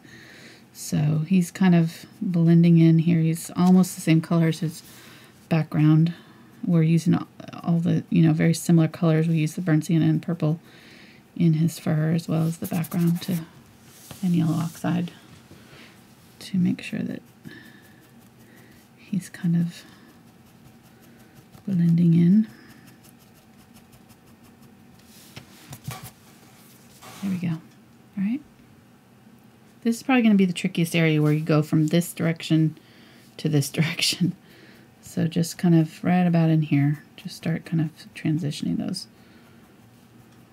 brush strokes to the bottom. And then I'm going to add a little bit of that unbleached titanium and gray right here. Brighten this cheek up right there.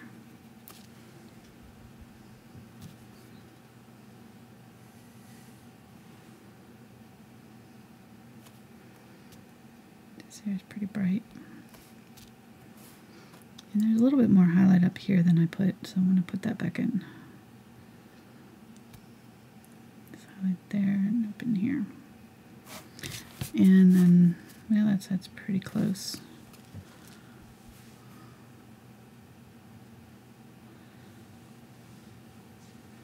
Very small touches here.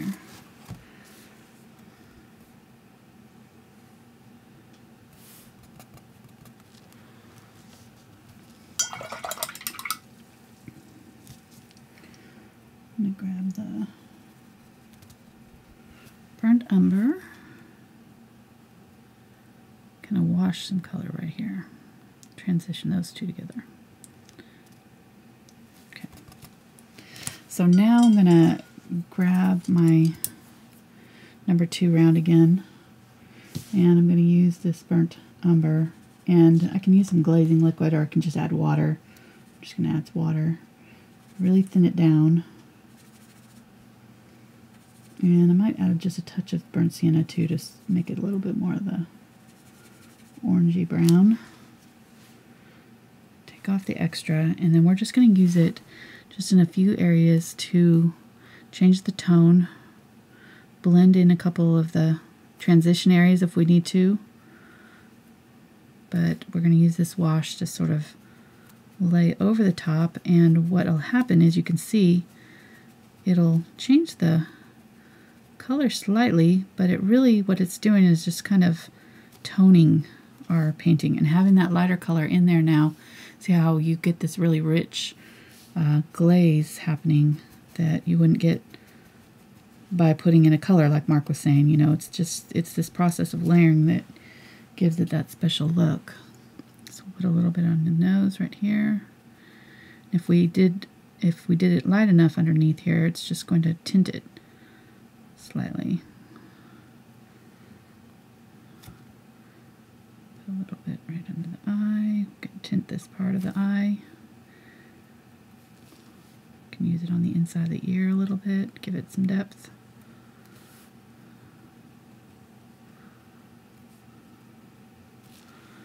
See how it'll blend in, soften up.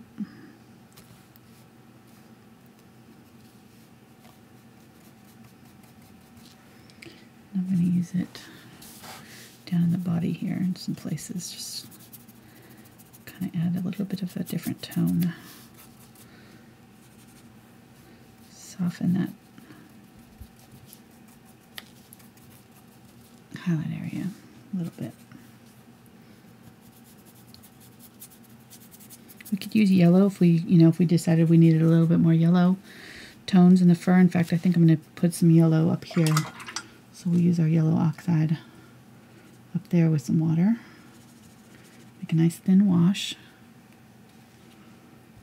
Tap it off. And then up in here, I'm going to go over the top of my color and add a golden wash. Just add a little bit of a golden tone to that fur. Let's add a little bit under here. Let's add a little bit on the muzzle. Maybe a little bit between the eyes here.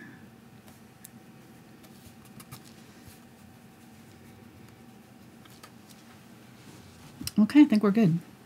You can zoom out a little bit. And there's our deer. It's pretty good. And then we can do our antlers. So I'm going to use the burnt umber and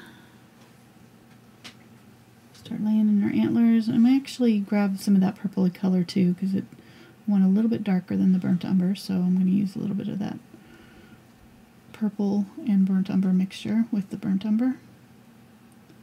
And I'm using this number 2 to start with. And I'm going to roll it nice and thin, and I've added a little bit of water to my brush, to the color, just to make it easier to work with. And as I paint with this, I'm going to frequently reload and twist my brush every time so that I get a nice point on it. And as I brush, I'm going to guide the brush. I'm leading it where I want it to go. I never want to push it, like if you, think of it like a mop. If you want to pull that, you don't want to push it.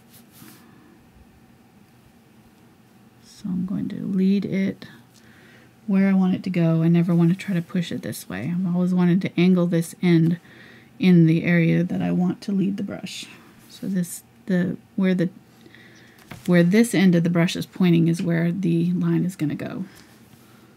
So I'm holding it fairly close to the end, right? And just kind of wiggling it.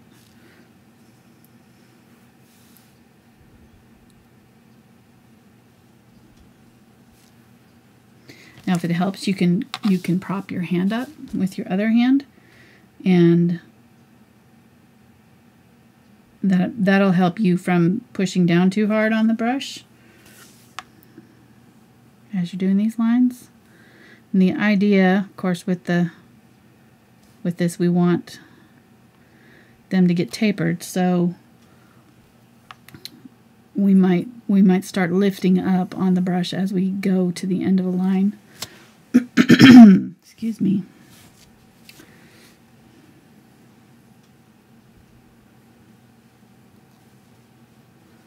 And I'm letting it be a little bit kind of jerky side to side, but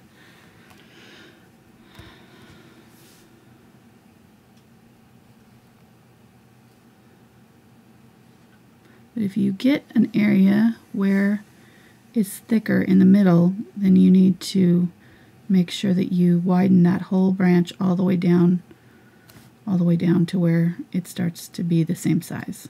Does that make sense? So if I had a thick spot in the middle of this branch here, I would have to make this whole branch from that spot down the same thickness. I'll do it on a thinner one so that I can show you. So up in here, say I did a little bit thicker area, and then I continued my line thinner, right? So right there where it's thick, what I would need to do is pull back and widen that whole branch all the way down until it got to be about that same thickness. And then I could keep going this way. That'll keep it from looking odd.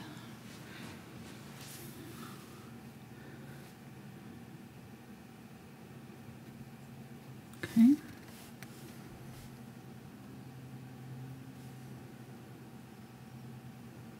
And some of these can kind of come down and cross over one another. They don't all have to be separated. You know, we want some of them to kind of cross over too. So once we get our main branches on here, we're going to start doing some secondary branches that come up and over the other ones like this.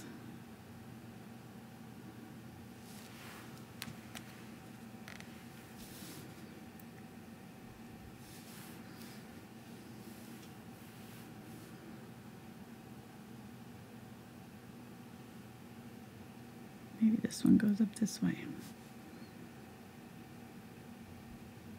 Okay, see, I got it too thick there.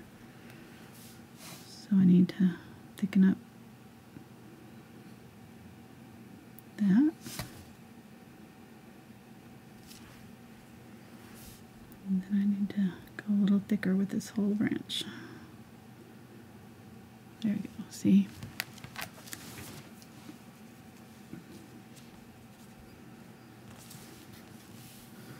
Okay, let me get these bigger ones on, and then I'm going to switch to my smaller brush, because really it's not easy to do in those smaller ones with the big brush.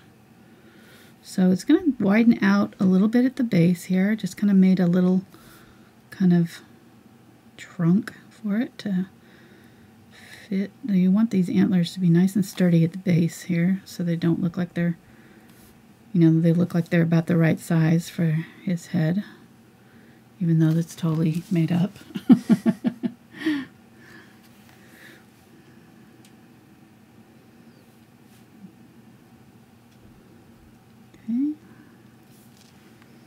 Awfully quiet today, hon. You doing okay? Yeah, with a smaller group, it's relatively quiet. Yeah. Yeah. You know, the unusual suspects are here, and Nice. Who's all here today? well, we got Abigail, Marina, Kathleen, Faye, Barbara Z. We had Johanna was in here earlier. I don't know if she's still here or not. Lynn. Who? Lynn. Mm-hmm. Luann. Nice. Michelle. Myself. Very good. You. Yes. I don't get to enjoy chat. That's what I like about our Monday art chats in our Facebook group, is I get to kind of get to know some of the folks a little bit better. Here again, I did the left side or the right side first instead of the left side, so I'll stick my hand in it. I was going to say something, but I didn't. That's okay. Go. It's just, it's a bad habit. I don't know. I must have, don't really know. Well, I'm so used to turning it around. I don't think I've ever really paid attention, because I always used to just kind of hold it and turn it, you know, so never really worried about what side I did first, because I would just move it where I wanted it to go. But this now, try not to do that as much as I can and try to keep it as stationary as possible. I love this painting. I love this. Isn't that so fun? This is a fun part, because now it's starting to like look, you know, I don't know. I just love the look of this. I've seen these, you know, this kind of idea, you know, in several different places. It's kind of been around for a little while now, this deer with antlers idea, but I just love, I'm so glad I'm getting to paint it, because it's really fun. Really fun.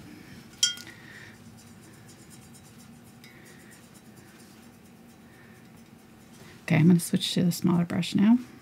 Got all these bigger branches on there now.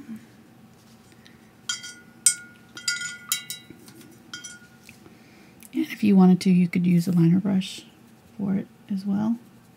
Just whatever brush that makes you comfortable doing lines, that's what you want to use. So you could even use a flat brush, and you know, I've used flat brushes to do lines. If you used let me see, could probably do some lines with your 1/2 inch flat or bright brush and just run it along its edge. It makes really good fine lines. The only thing about it is that you can't turn as quickly as you can with the liner brush. So for this one, I wasn't doing, you know, super smooth long lines. I wanted a lot of this kind of zigzaggy stuff to happen. So that's why I'm using the liner brush instead of the flat brush, because I do tend to prefer using a flat brush when I can for lines, because it's just easier. And it holds more paint, so you don't have to reload as often. But in this case, we want. And I really am just kind of letting my brush wiggle a little bit so that I get a little bit of a naturalness to the branches. A little bit less smooth, a little bit more kind of rough, natural look, you know.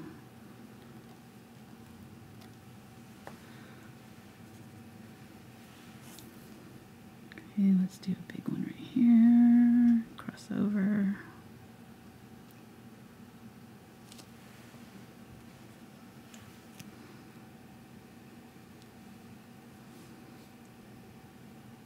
And I also widen up this little spot right here. So anytime I make a junction on a new branch, this area right here is going to be, well, let me do it on a bigger branch. It'll be easier to see.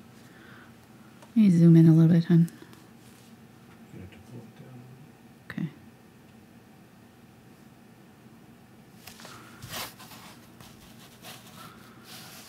Okay, there we go. So we'll do this side. So let's do a branch coming off right here.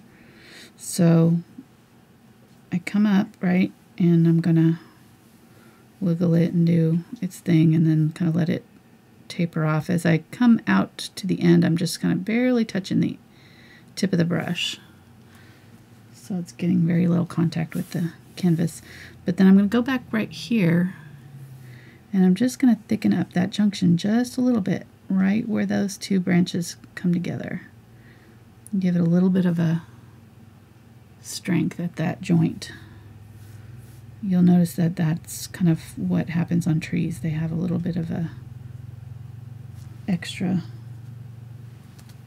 something right there. And that'll just make it a little bit more natural looking. Let's do it here. So I'm going to start it and kind of come up here, not worry about it too much. Then I'm going to come back here and I'm going to transition this out and thicken it up just a little bit. And it's going to have this Y shape, right?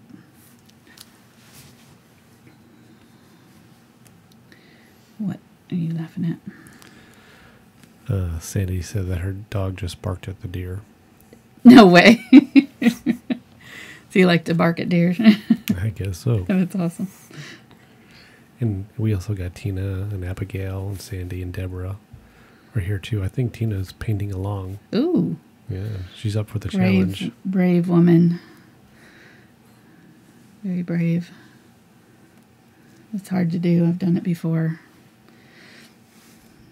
Okay.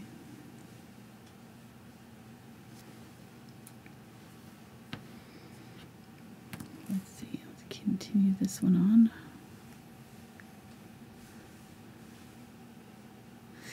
Really, I don't pull from this side in because I end up with a blunt end on my branch, so I always kind of want to end this way out, because otherwise if you start this way and pull in, doesn't matter how thin your brush is, you're going to end up with a rounded kind of blunt end.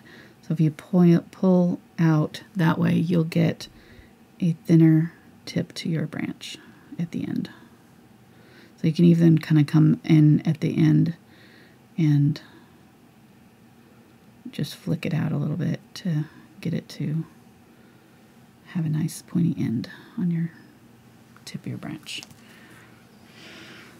Okay, and this is just a lot of branches, so I just kind of am looking for open spots like here. I'm just going to make a nice big one right here and just kind of make it cross over, and then come back here and widen that area right there.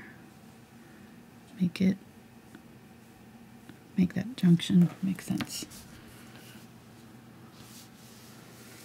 Okay, let's see. This one could use one. Maybe do one kind of sharply up and back, and then back up. I don't like crossing over right there. I shouldn't have done that, but that's all right. I don't like crossing over where another junction is, because then it makes it confusing where that is happening. Let me take that out, actually. It's going to bug me.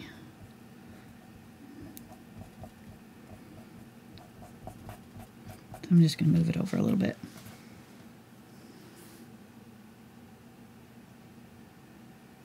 Like that.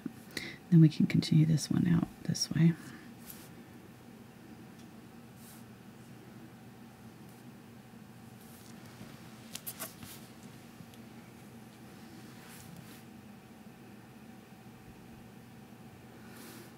And you can use reference photos, you know, of trees or tree branches. I always find it helpful, you know, especially when I'm making up something like this. I've done this enough times, enough tree branches, that I can make it up as I go. But, you know, I wouldn't do that if this was new. If this was the first time I was doing tree branches, I would definitely have a reference photo that I was looking at, so that I got them, you know, as natural looking as I could. Because this one, it's definitely on the more realism side, even though it's a surrealistic painting, we're kind of tending towards realism with the whole thing.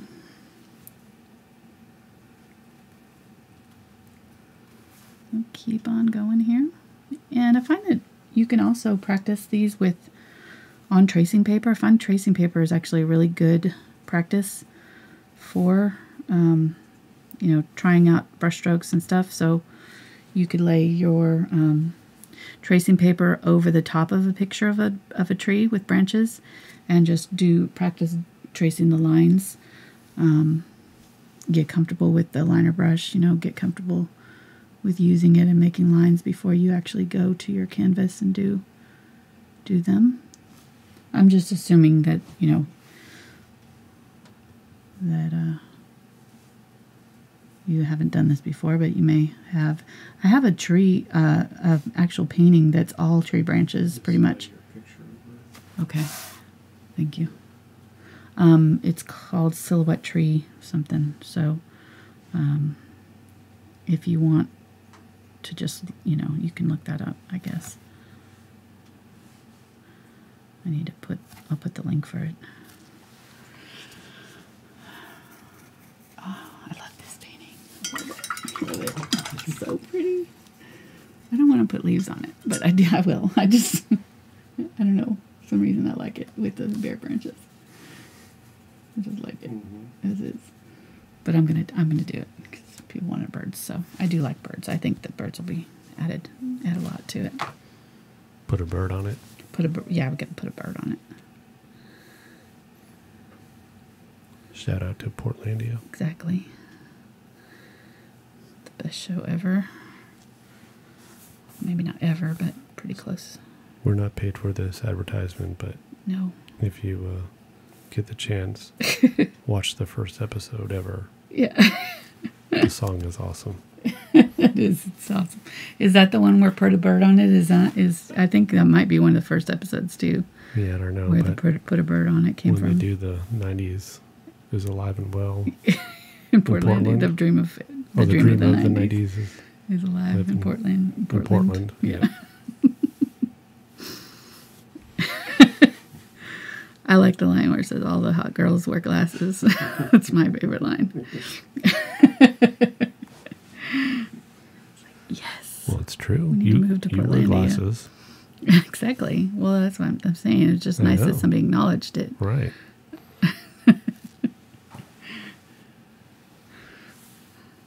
Okay, so let's see here. I'm seeing empty spots.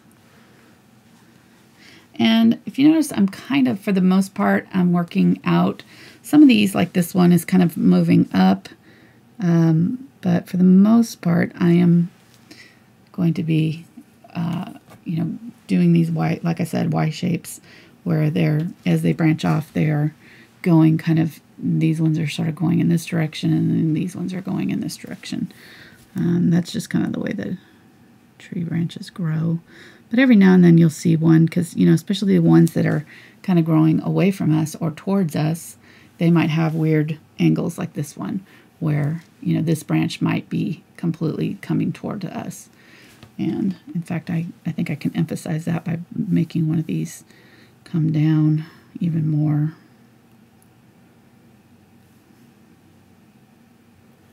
And then go out like that. See how that kind of brings it forward towards us a little bit. But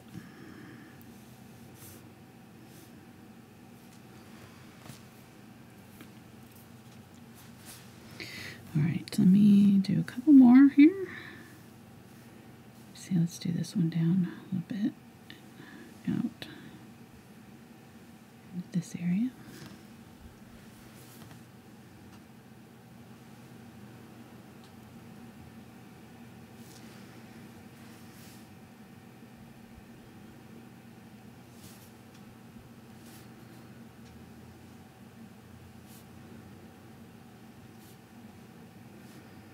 And I'm having to thicken that up because I got a thick area right here. So. Okay, we are getting close. Let me, I feel like this one could be a little bit thicker.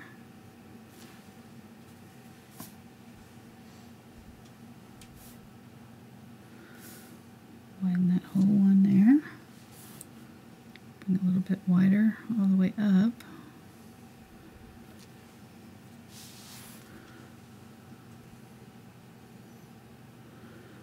And then I'm gonna bring it out and into this open area here.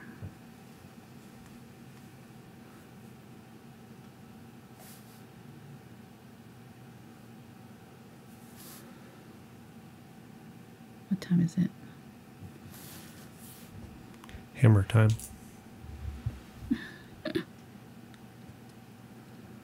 And we're just coming up on 2 hours. Okay. Not too bad. So you don't have to stop. Huh? So you don't have to stop. Okay. Because it's hammer time. It's hammer time. I wish we could play music. We just need to cut some deals with some music people so we can... Listen to some Fleet Foxes while you're doing this. You'll feel very woodsy. It's very, very,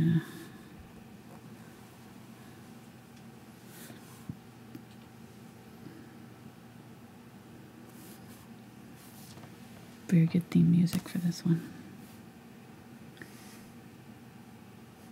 Shout out to Fleet Foxes.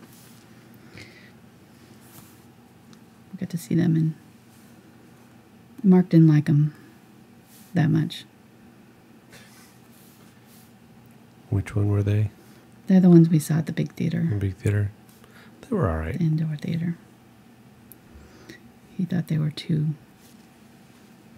pretentious or something. I don't know. No, it wasn't that. Just... Too much symbolism. If I have to think too hard during concert, that's just as bad as reading. So I liked it. It was very deep. mm-hmm. Are you saying you're shallow, honey? Oh yeah. You oh, own for it. sure. Yeah. That's true. I did not marry you for your... Go ahead, you can say it. Go ahead. Well, you're not as scholarly ways. For my intellect. For your scholarly ways.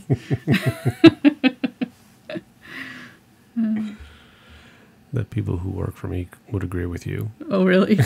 No. No.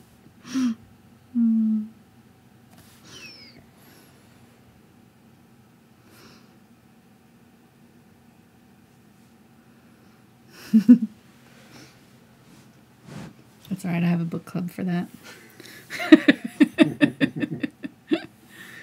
That's what book clubs are for. Go pretend to be smart. Oh, I thought it was just to sit there and talk about stuff. Well, that too. We don't really talk about the books very much, so at least ours doesn't. because half the people haven't actually read the book most of the time.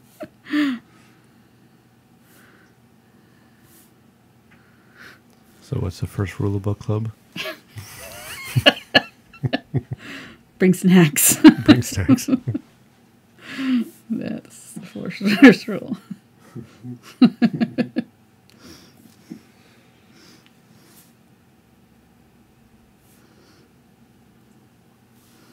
Okay, just kind of filling in now with smaller, thinner branches. Kind of, I like it. And we can leave some areas open. We don't have to fill it all in. You know, we can leave some areas in there for our eye to kind of rest. My eyes need to rest, for sure. I knew it. I knew it before I even said it. Mark's going to comment on that. It's about as bad as eyes need to breathe, right? I didn't say that this time, but I was thinking it. I had never known that they needed to breathe until I watched this show. Mm-hmm. The things you can learn. Exactly. All right, so I'm going to grab some unbleached titanium here and our brown. Make a light brown. Brush a lot of it off, and we're going to dry brush some highlights on some of these branches. Just kind of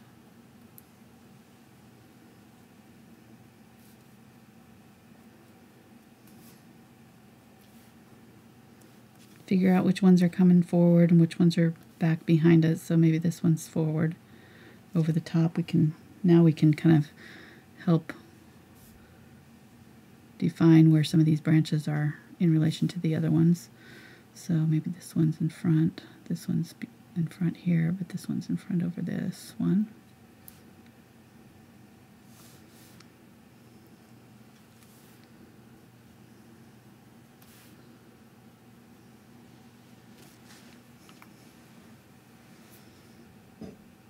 Get some unbleached titanium here and just do some really bright on a few of them.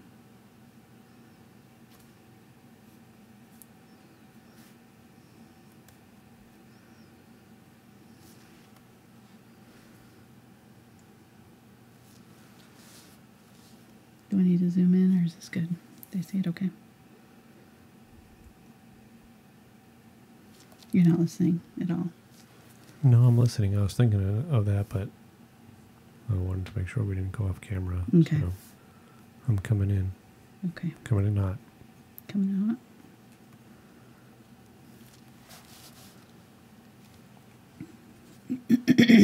How dare you say I'm not listening? I hang on every word. Yeah. Okay.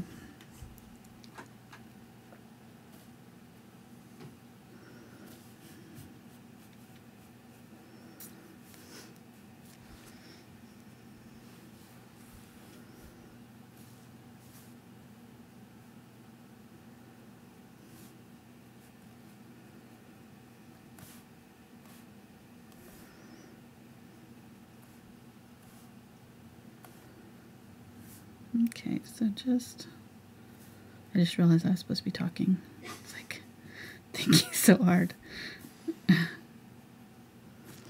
Just kind of making connections here, you know, figuring out which ones. If you've got one that's crossing over in front of it, this branch here, right here, you need to make sure you're doing it again over here and over here, if that makes sense. So this one's the top dog. So we're going to make sure it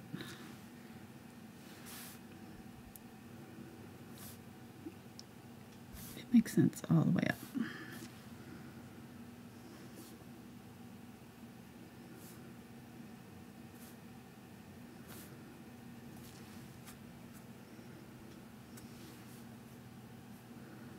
And then we can come back in with our burnt umber, kind of wash and sort of wash over that to tone it down if we've gotten it too bright, but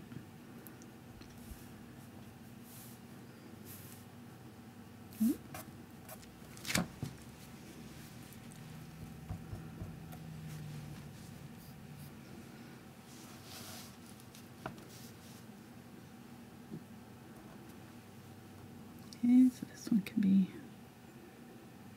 this one's.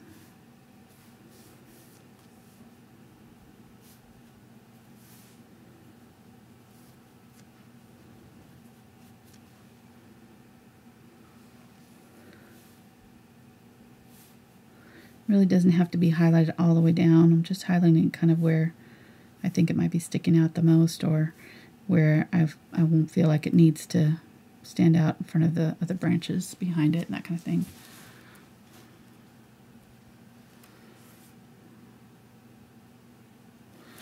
And really, by the time they get pretty small, I'm not gonna highlight all the smaller ones. I'm just gonna do these main branches.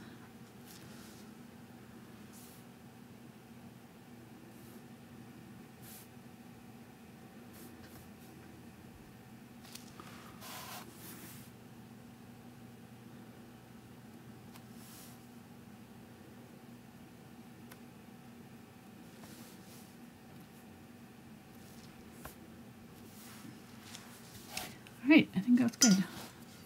So let's add some leaves to it. And I thought about it, I really don't want my leaves to be like bright green because we've got such a muted color palette. So I thought we would take the phthalo green, add some burnt umber,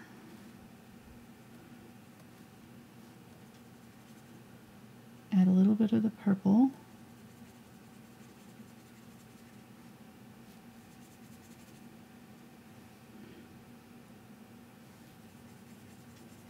there we go. So it's kind of a olive green, kind of with that purple, slight purple tint.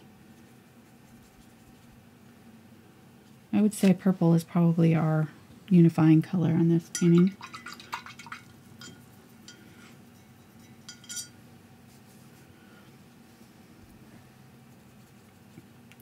And then I can use some of the yellow oxide to create some lighter green leaves.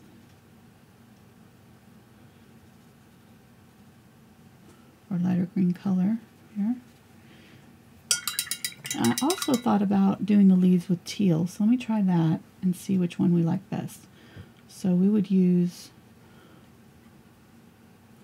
phthalo blue and burnt sienna for that, and have this teal color.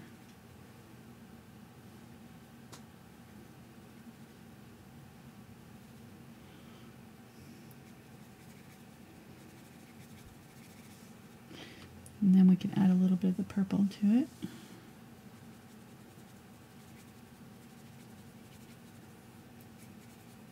That might be a little bit too weird, but it is a fantasy tree, so, fantasy painting, so we could probably get away with it.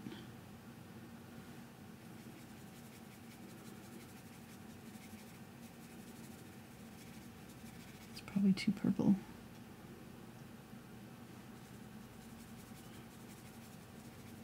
There we go.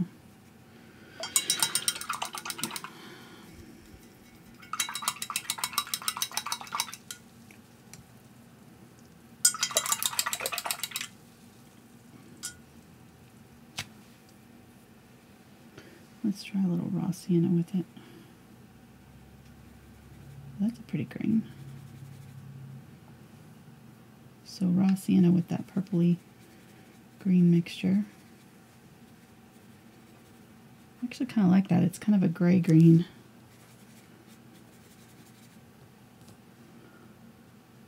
Grab a little bit more of that.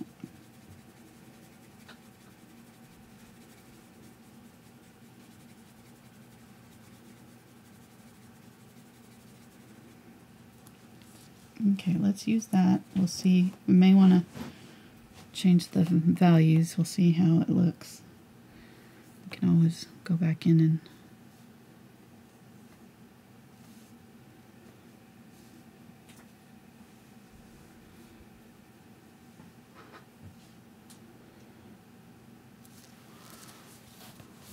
yeah, I like that.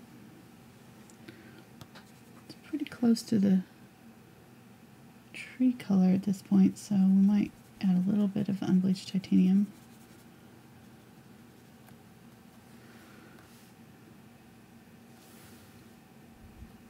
I think we can probably use a little bit of several different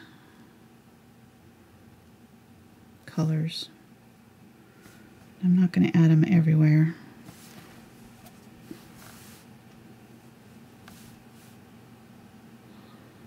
I'm going to do them kind of in clusters, so we may have to come back in and add branches to connect these leaves, but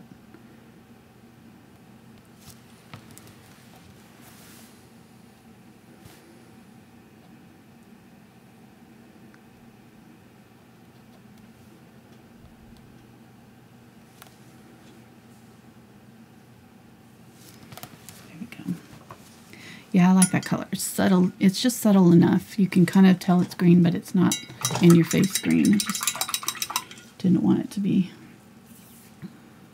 different, so different from our background color that it was competing with it. All right, so I'm just using this small brush here. I might actually switch to a little bit bigger, the bigger one, bigger round. Roll it to a point. And then I'm just going to set it down and kind of lift to create these leaves. Yeah, that's a good size.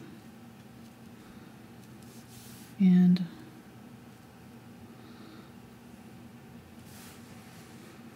they don't have to be on every branch, but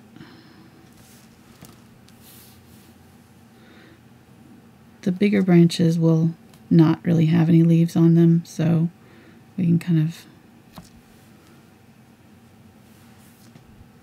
just took my hand in it. Dang it.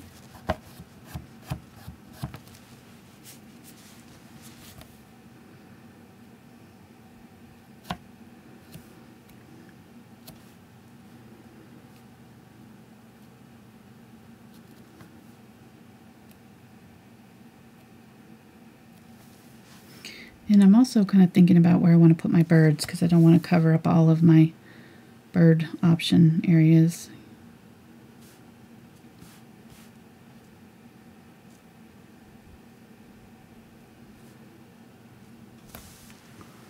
I do not like this thing right here at all. Just gonna get that off there.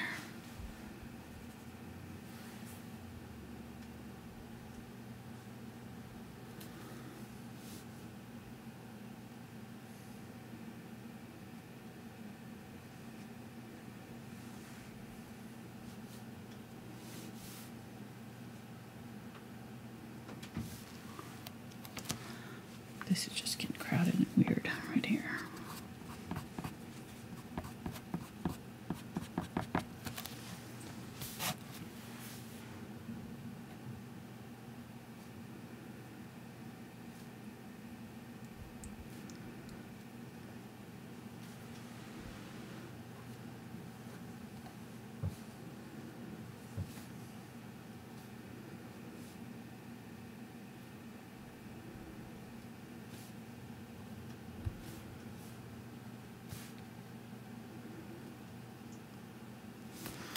Okay, I'm going to fill in little clusters of leaves like they would grow.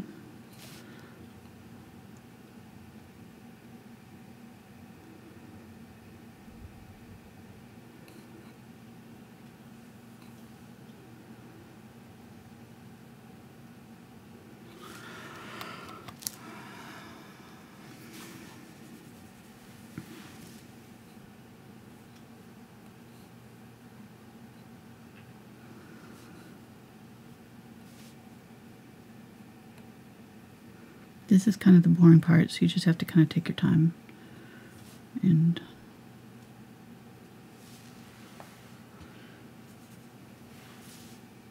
fill these in.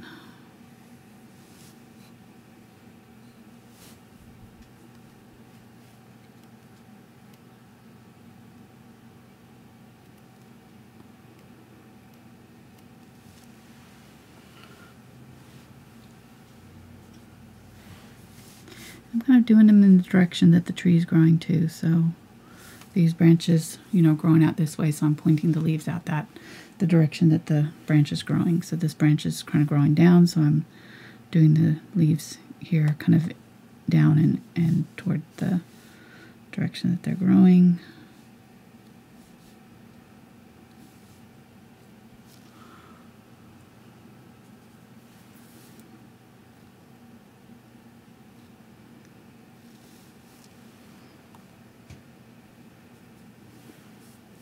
And we can add a little stem there on some places if we need to.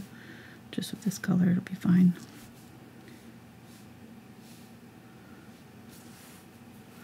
Okay, so I'll put some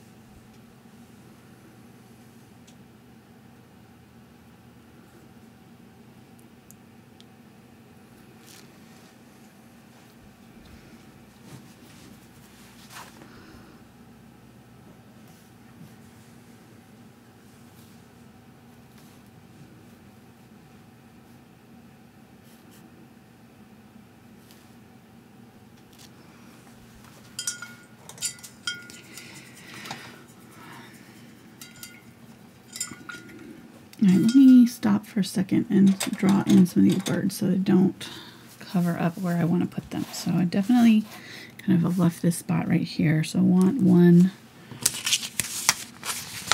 right here, and I get my pictures out here so I can kind of see what shape bird I want to do right there. Sorry, making all kinds of noises. Move it too much. So I thought we'd do tree swallows because they're in our color family, and I like the shape of the tails. Or barn swallows, is that barn swallows? I think that's barn swallows maybe. So we'll do one here. The head is going to be pointed this way. There's the beak. And then the wing. And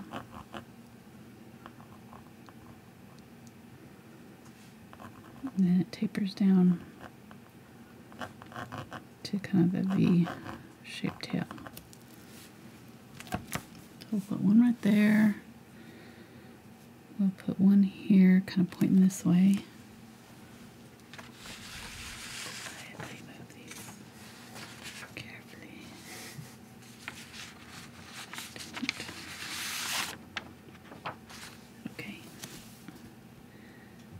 One right here. Let's see.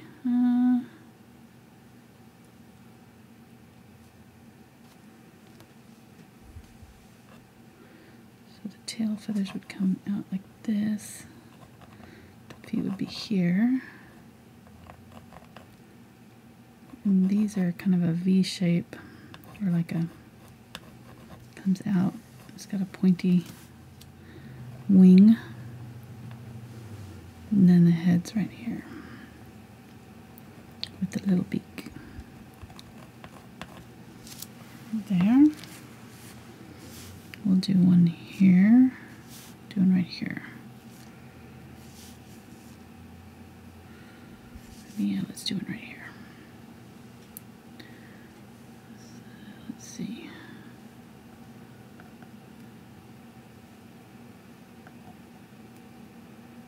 Yeah, I wish I hadn't put those leaves there now.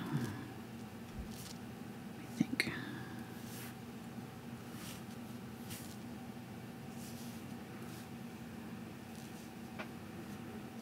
We'll do it right here. That'll be good. Okay, right here. So this one's going to come this way. The tail's going to come there.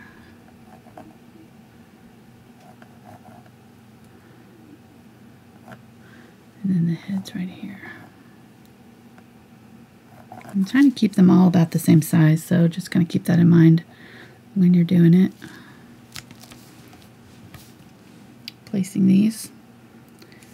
Let's do 5 of them at least, and then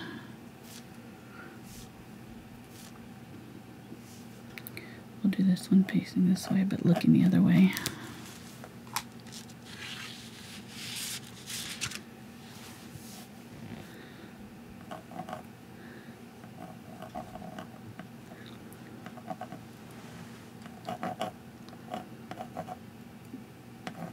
Got these long, beautiful sweeping tails too, which I like.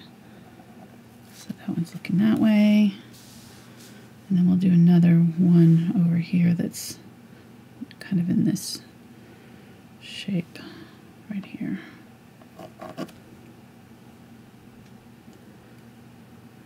Yeah, that's a good place, I guess.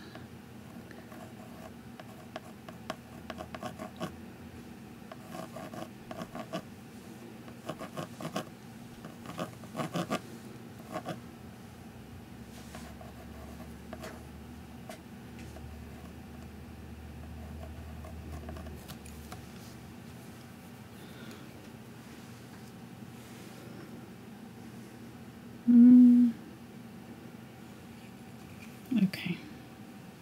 I feel like we could do more, but I think that's enough. We'll just call that good. So the breast is going to be burnt sienna. We actually don't have any red with us, but we can add a little bit of purple to it to make it a little bit more of a pink color. And then add a little bit of white. It'll make it more of a, yeah, that's good. Burnt sienna, purple, white. And we'll add this to our faces of our birds. Right up under the chin. All of the birds. Find their chins. It's actually kind of right along the front of the face too, just above it. And some of these, so.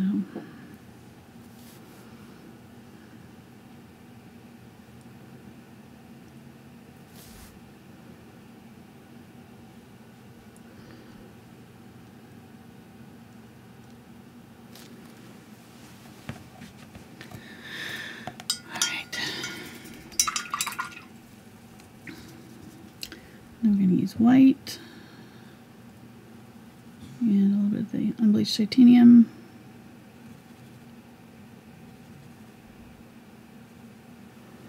To do the breasts.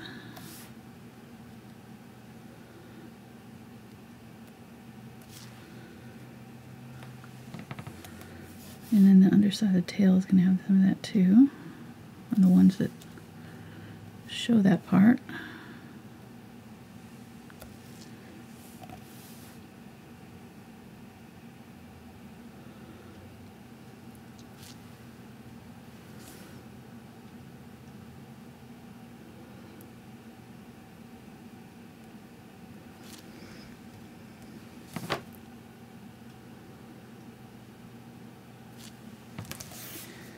White, white, white. Trying to go as fast as I can here.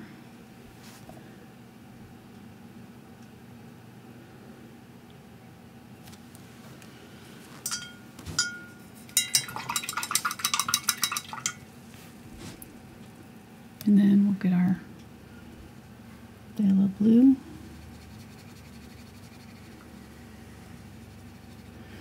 And burnt sienna. Use that turquoise color.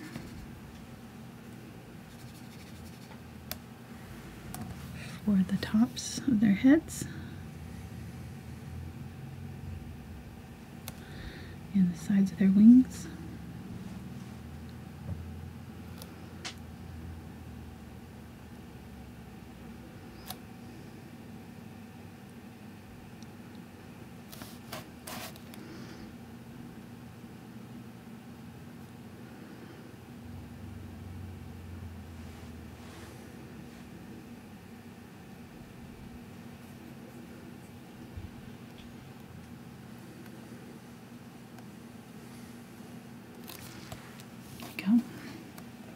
Then we'll use that dark purpley color for the beak.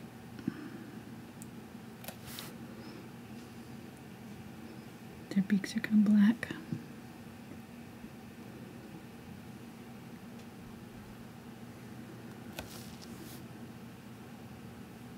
That beak got a little weird there. I have to fix it.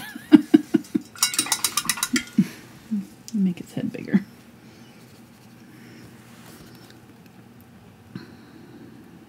There we go.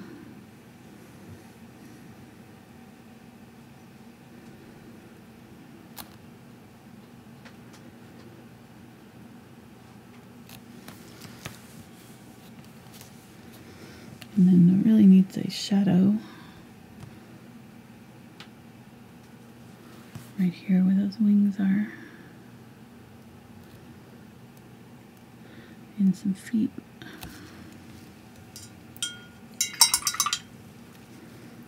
And then I'm going to do some unbleached titanium here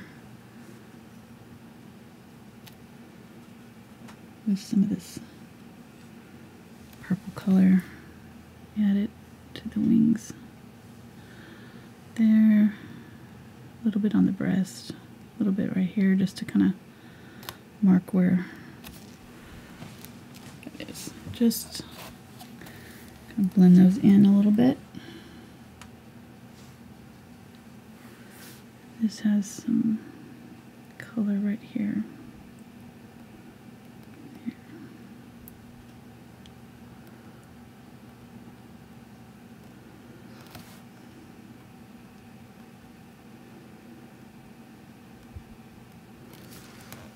Okay. I'm doing them a little bit, I'm kind of taking my time with these because I want them to be in the same general realistic level as the deer is. I don't want it like cartoony birds with our deer being so detailed, but we don't have to go super detailed with it, but we do want it to at least be kind of somewhat realistic, so that's why I'm taking my time with it here. And let's do a little bit of this red color right here, just a little bit more.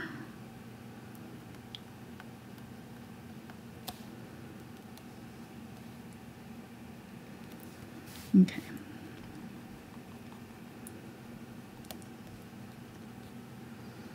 This one has some red on its belly too.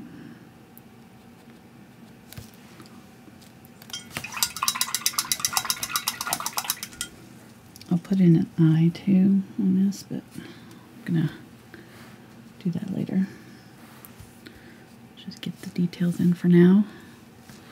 So this one's got blue coming up over.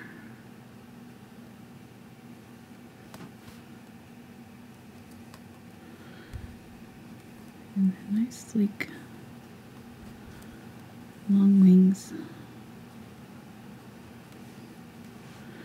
This wing kind of comes around like that. And then kind of see the crisscross of the tail feathers.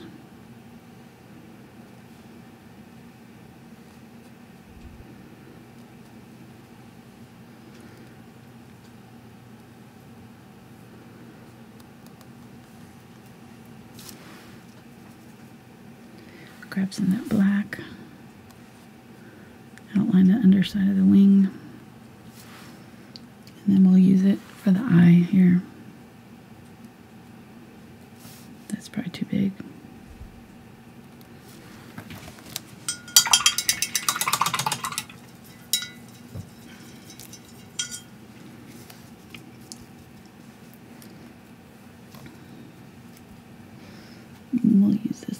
legs too. So the leg is going to be right from the back side here. It's going to come down right there. And then this one's going to be there.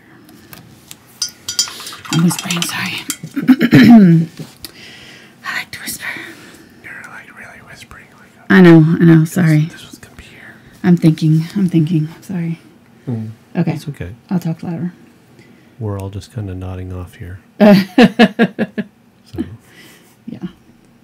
Okay. Grabbing the white and a little tiny bit of that purple color. And we'll highlight. And we may need a smaller brush for this, but we'll put a little highlight in the beak. A little bit in the eye. A little bit in the beak. A little bit in the eye. That's way too much.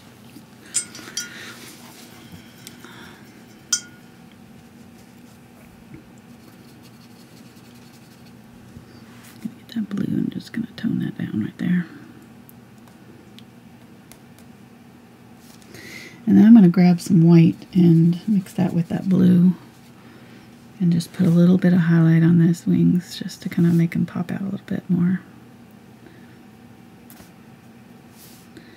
Plus it'll soften the color slightly and brighten him up. Okay.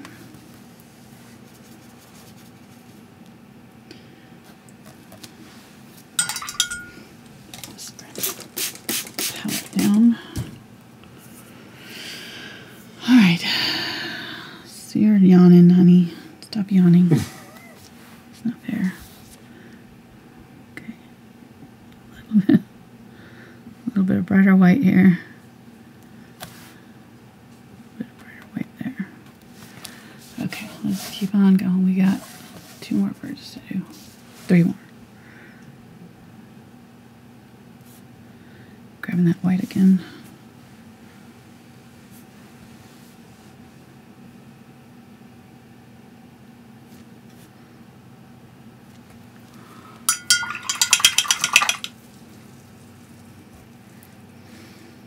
Okay.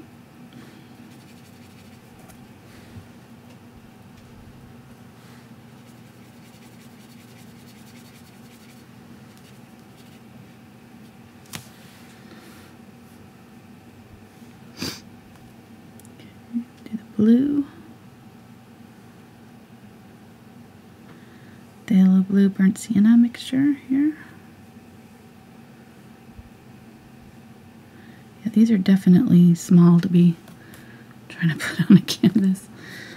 So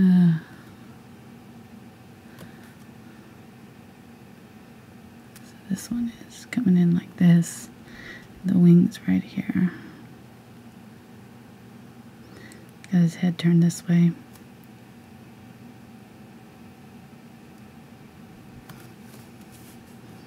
And then these sweep all the way out this way.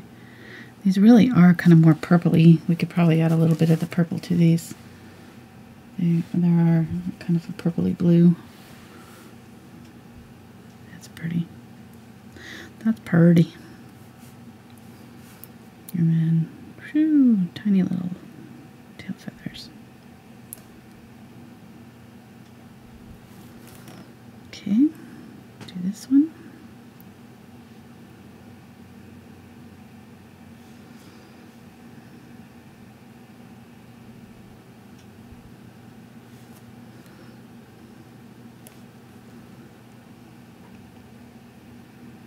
This one's got kind of more of this wing. Oh gosh, that got a little wide, but it's hard to keep these tiny little ones in check. Here they want to get big. Okay.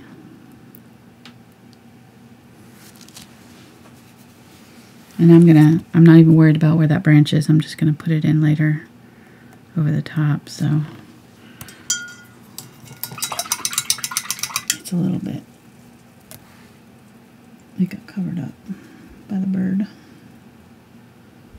So we'll just put it back in.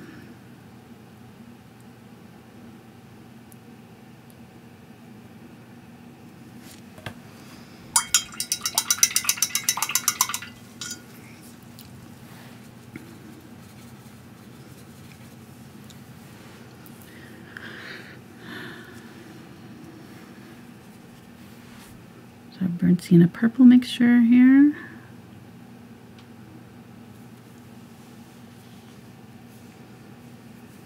A little bit down here.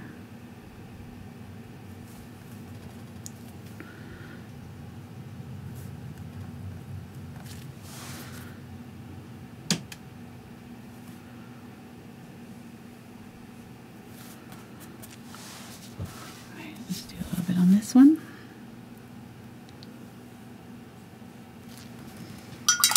This is where it's time consuming, is all these little details.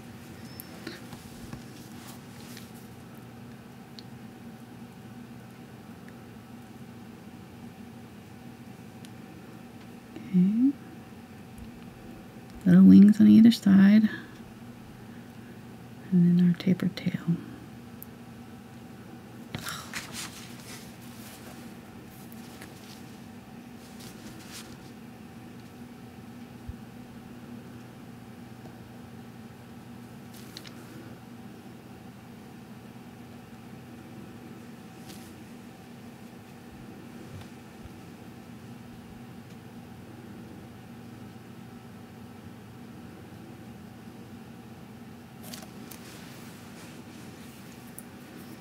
Okay, let's add a little bit of the lighter color with a little bit of white in our blue. We'll put a little bit of that on our feathers, blue feathers. Mostly on the wing and the top of the head.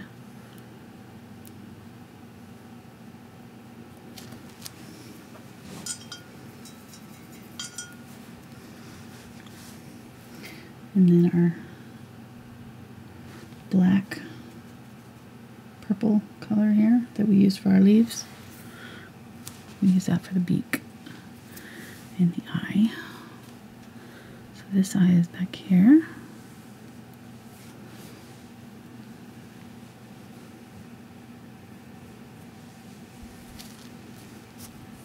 This one is there. I'm making those beaks way bigger than they need to be.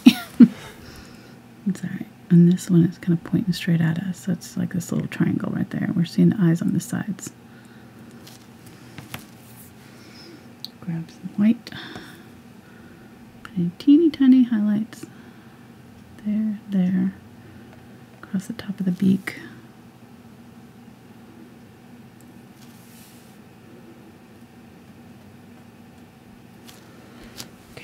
Legs, oops, wrong color.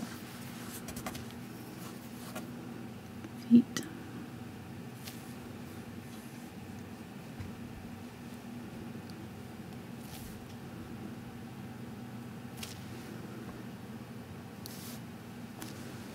Okay.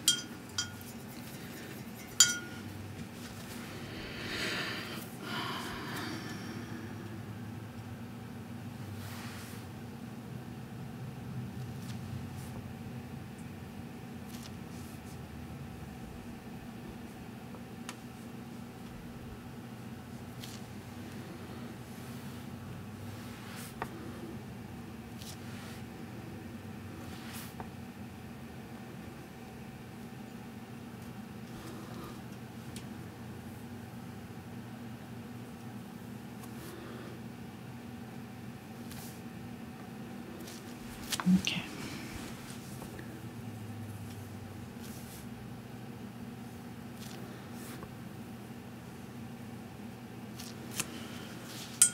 Okay, let's zoom out. I think that's good.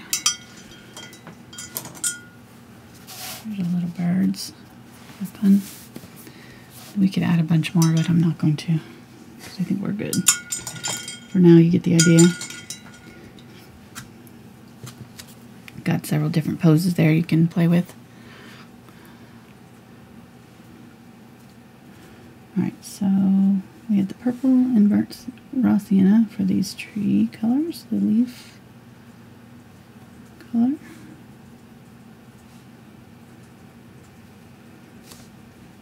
Keep on going now that we know where our birds are going.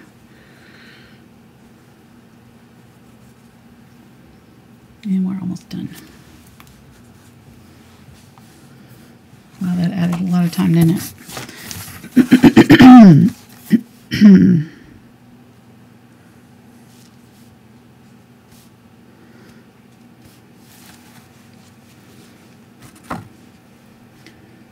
Add a little bit of white to this.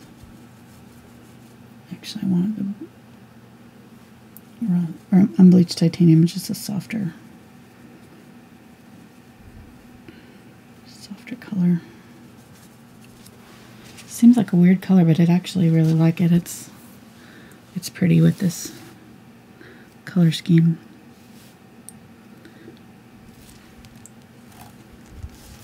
It works.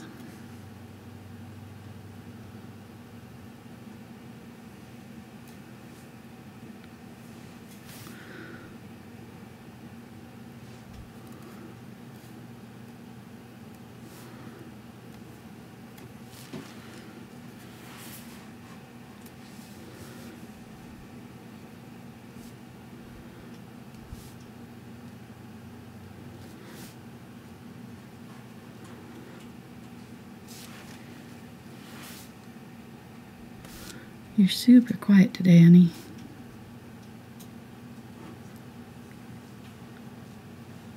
Well, there's not much going on. I know. I'm sorry. And even in chat. Oh yeah. Because the Patreon group is a smaller group. Is a smaller group. Right. No, I understand. Like I said, I think we put a few of them to sleep. With your soothing voice. Oh, yeah.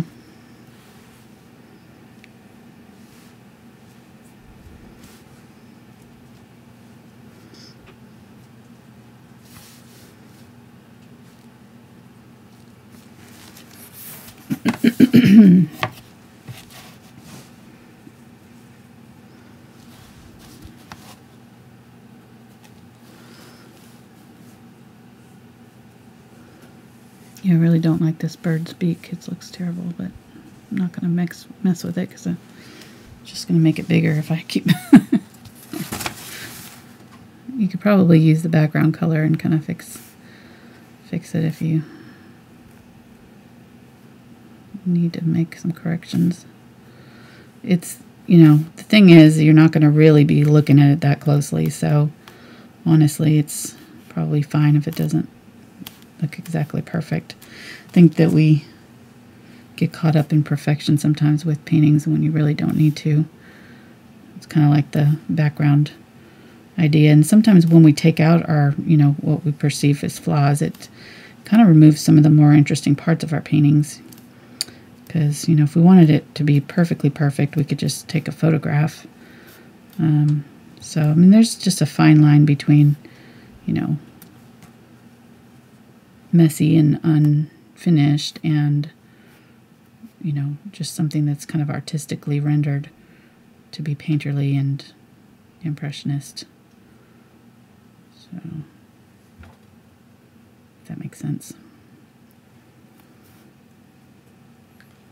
Yes, it does, but I was trying to think where I would go take a picture of a deer like this. Oh, well, this kind of deer, yeah, you probably wouldn't be able to find, I don't think.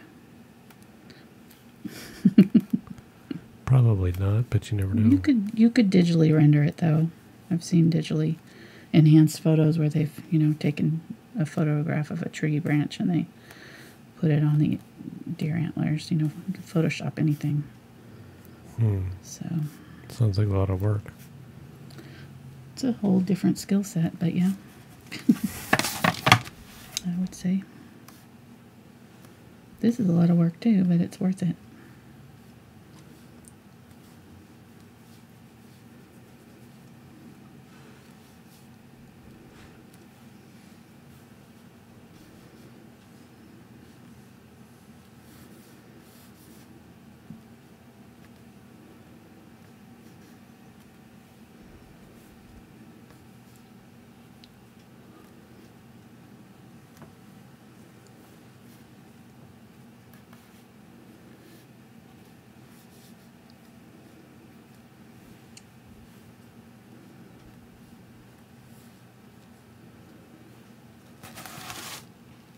Was I off camera there?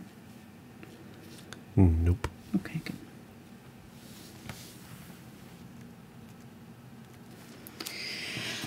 All right, now I'm going to take some yellow.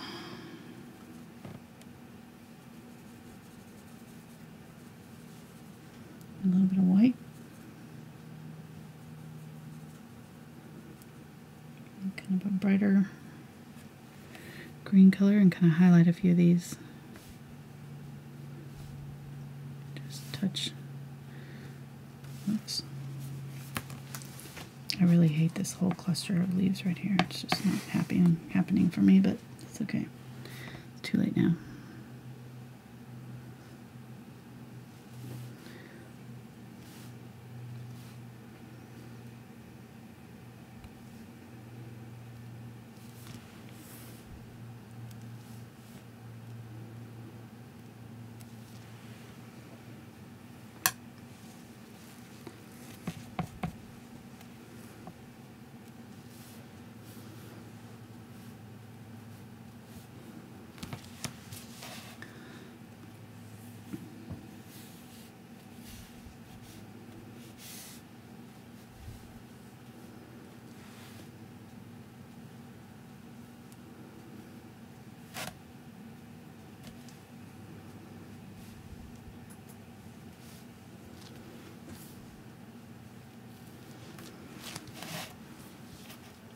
Okay, I'm going to call that good.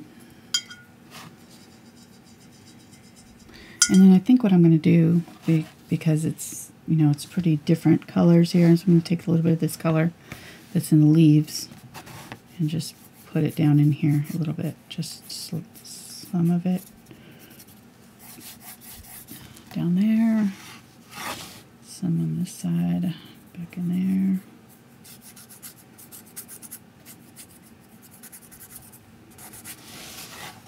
And then a little bit of that darker gray color. The green color down in here.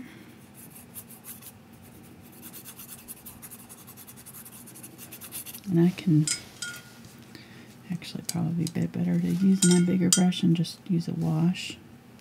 And add a little bit of water to that and just kind of, yeah, lightly wash it on there.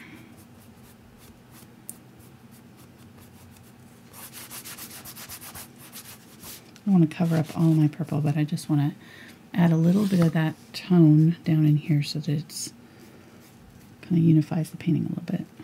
Since it's up here too. It'll help kind of bring it all together. Okay, I think we're done. That was fun. I really like how that turned out. I do like the leaves now that we did them. Okay. Thanks, guys, for watching today. I hope you try this. If you do, be sure to share it with me. I want to see them. And we will be back on Tuesday with another tutorial for you.